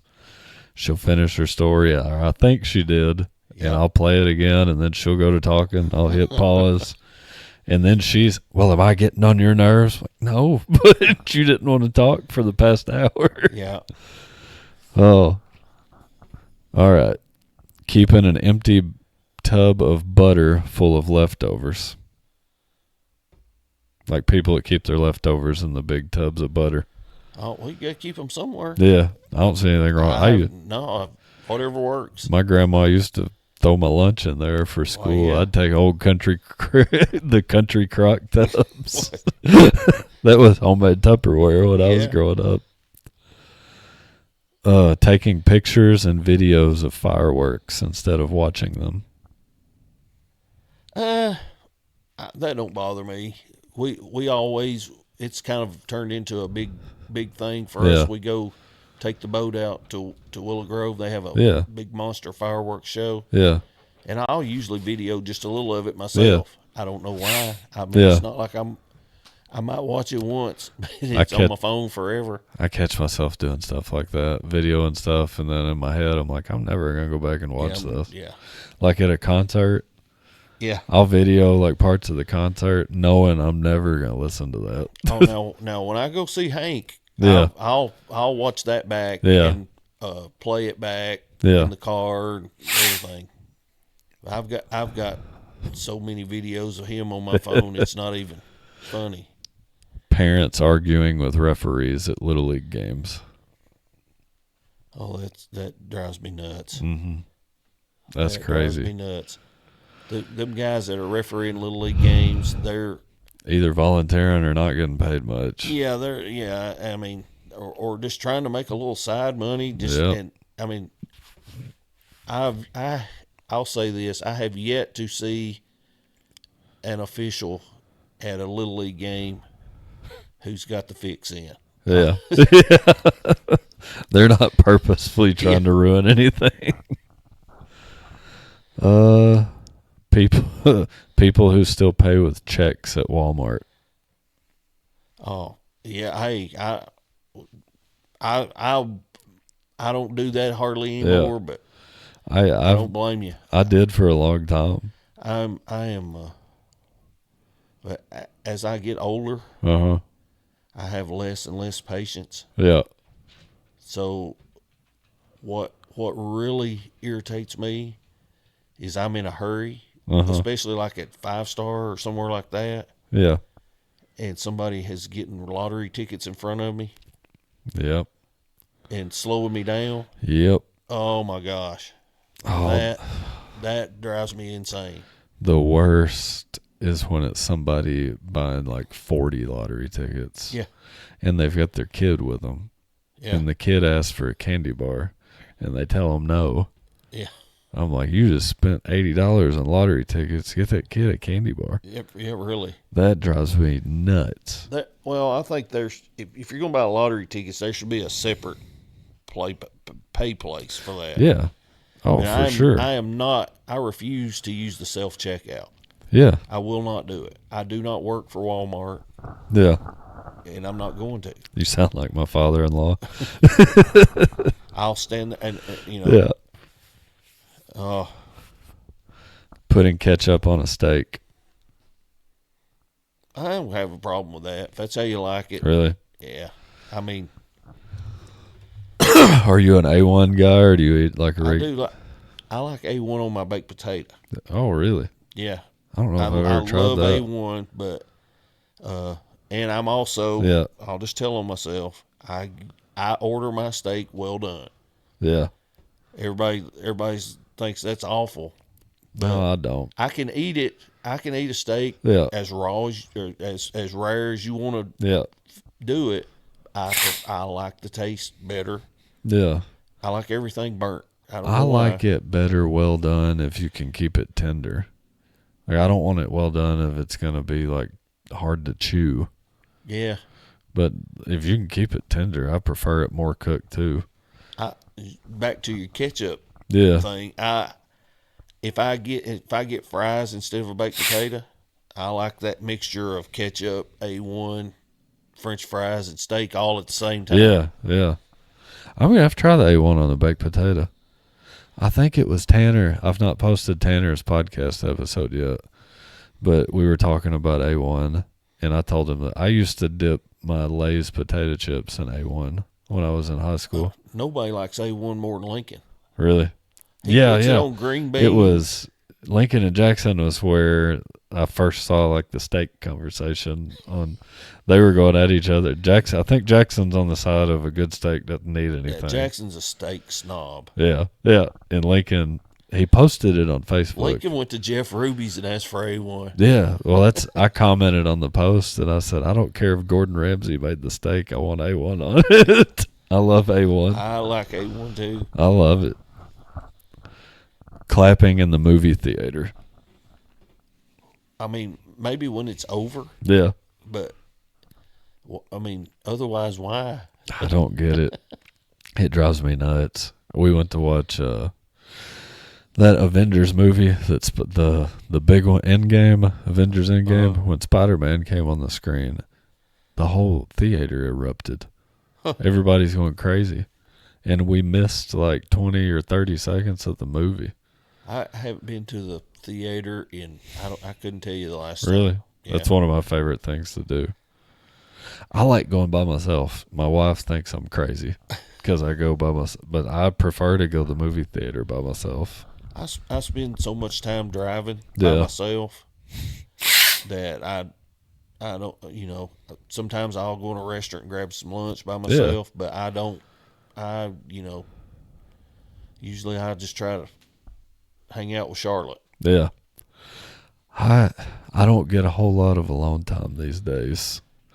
I'm either at school with a million kids, at home listening to my kids, or Yeah. I enjoy That's true. I enjoy my alone time when I sparingly get it. Well, I've always like either been on the farm or Yeah.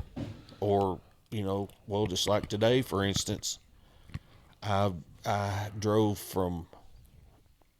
all the way from Jamestown, Tennessee, all the way back to Tompkinsville, and Yeah. and all the way over there. I mean, I'm by myself. Yeah. I'm by myself all the time. Yeah. And so I kind of like a little company. Yeah. At times, but Yeah. it has to be somebody I like.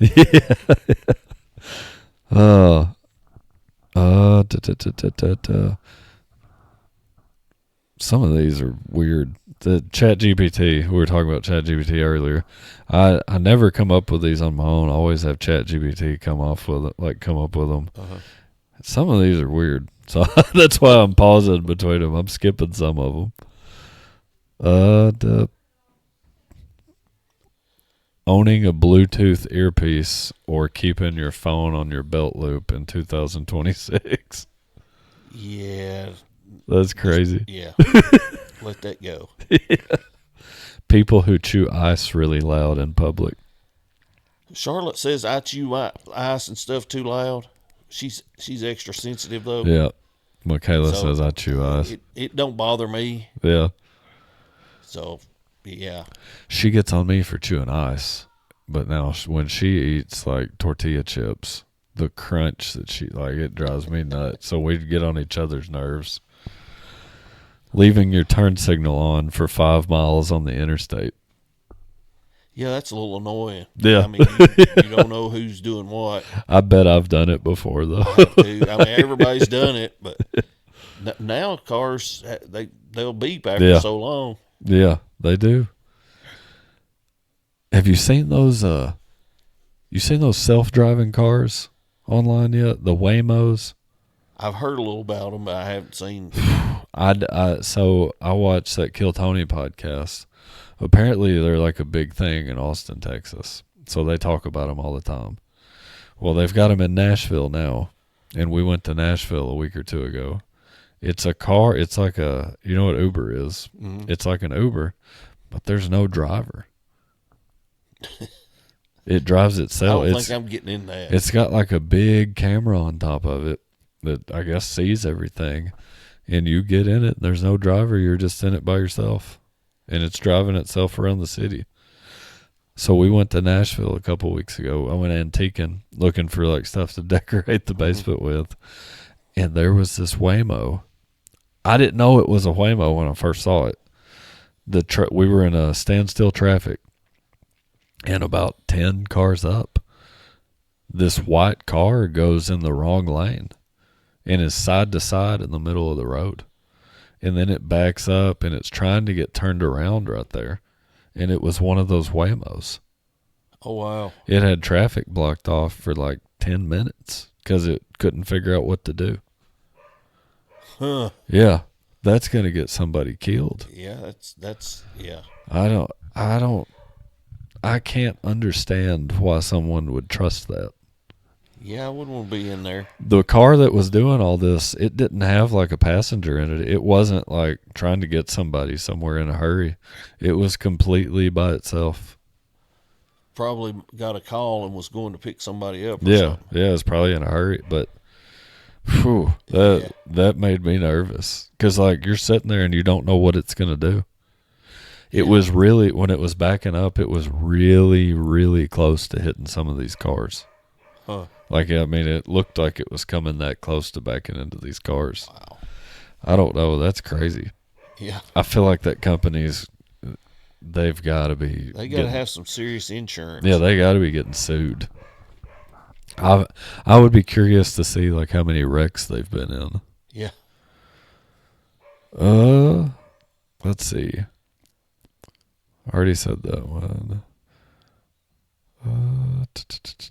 People who don't turn their bright lights off when they pass you on the road. Well, as I get older, that's a lot harder to deal with Yeah. than it used to be. Yeah. I can't see good anyway, so if somebody's shining their bright lights on me, I'm in trouble. Yeah. I get mad about it too. It makes me pretty bad. Let's see. Parents putting too much pressure on their kid in Little League. Well, I was probably guilty of that, but yeah, it's not good. My dad was probably like that too. As the kid that went through it, I would say that I'm glad he did it though. I would rather you put a little too much pressure on me than him just not have put any pressure on me at all. Because I learned how to navigate through life that way. Yeah, I mean, that's kind of a rite of passage for most boys anyways. Their dad getting after them in their little league. Yep. I don't think there's any long-term damage comes from it. But No. I mean, you learn how to handle pressure. Yeah. I would much rather learn how to handle that than not. There's some seriously funny TikTok videos of dads and their kids riding home from games, though. Oh, I bet I know the guy. I bet I know one of the guys that you've seen. But I can't Jackson remember. sends me stuff. Is it the guy with the beard and he plays like all the characters in the video? Probably, maybe. But yeah, he'll send me stuff like that occasionally. It just reminded me how it was when he was a kid. Yeah. Oh. Grown men wearing pajama pants in public. Just don't. Having said that, as soon as my work day ends, I'm either in shorts or sweats, and I'm not changing. I am too. But yeah, don't wear your PJs out till the Walmart. Couples who share a Facebook account.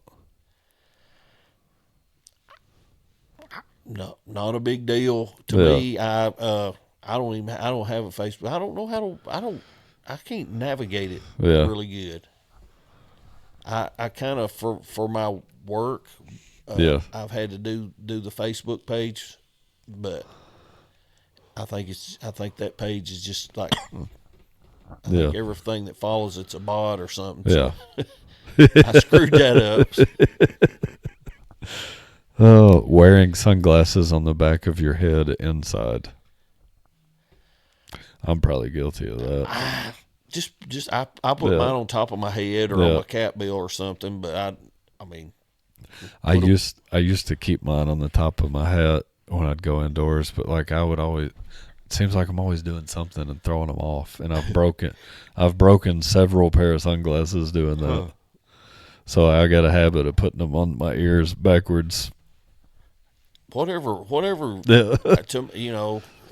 you can keep them and take, because I really like my sunglasses. I wear them every single day almost, and so I buy really good sunglasses, and they're expensive, and so I'm like, whatever you need to do to take care of them, just do that. You wear Oakleys? Yeah. I've never had a pair of Oakleys, I don't think. Golly, I've worn them for years, and I wear Ray-Bans. Ray-Bans my go-to. Well, I was going to get some Ray-Bans, and Charlotte and Lincoln made so much fun of me. Really? That they made me just go back, so I just continually keep the same style. I like Ray-Bans. They tell me I look like a bug and all that kind of stuff. So. People probably say stuff about me, but I don't. I just wear them. I recently got. Have you seen the Meta Ray-Ban glasses? Mm-mm. I've got those, and they're awesome. What is that? It's got like they've got speaker. It's sunglasses mine are glasses that turn into sunglasses when I go outside. It's got the transition lens. Yeah. But it's got like your phone's got Siri. Uh-huh. They have it's like a Siri, but it's called Meta. So I can ask my sunglasses questions, and it'll talk to me and and I can listen to my music on my glasses. Wow. I can listen to podcasts on my glasses. I got to check into that. It's awesome. And if you wear nice sunglasses, they're not that much higher than regular ones. And Oakley just partnered with Meta, so Oakley's is doing the Meta glasses now too. Check into that. So mine, I don't have my sunglasses It'll on my head. probably be a few years before I'm eligible for another pair. Yeah, but like, I don't. What do you spend on a pair of Oakley's normally? About the last ones I got, I gave about $300 for. Yeah. Well, these Meta Ray-Bans, That's really stupid. I spent $240 on them. That's really dumb. When I having just said that, it's really sounds dumb that I'm saying that Man, I spent that much on sunglasses. I can't stand cheap sunglasses. I gotta have good glasses. We were on the boat one day, and there was a bunch of us. Yeah. And we were pulling up to the dock at Willow Grove, and I don't know why, but I had Jackson's Oakleys that he just loved. Dropped them right in the lake. Oh. Yeah, he's never let me live it down. I mean, I just got to eat it and own it. Yeah. I mean, yeah. I've done it before. Well, I've not done it in the lake. I've done it in the ocean. I've left my sunglasses on at the beach. When I'm at the lake, my sunglasses are on the whole time. Yeah.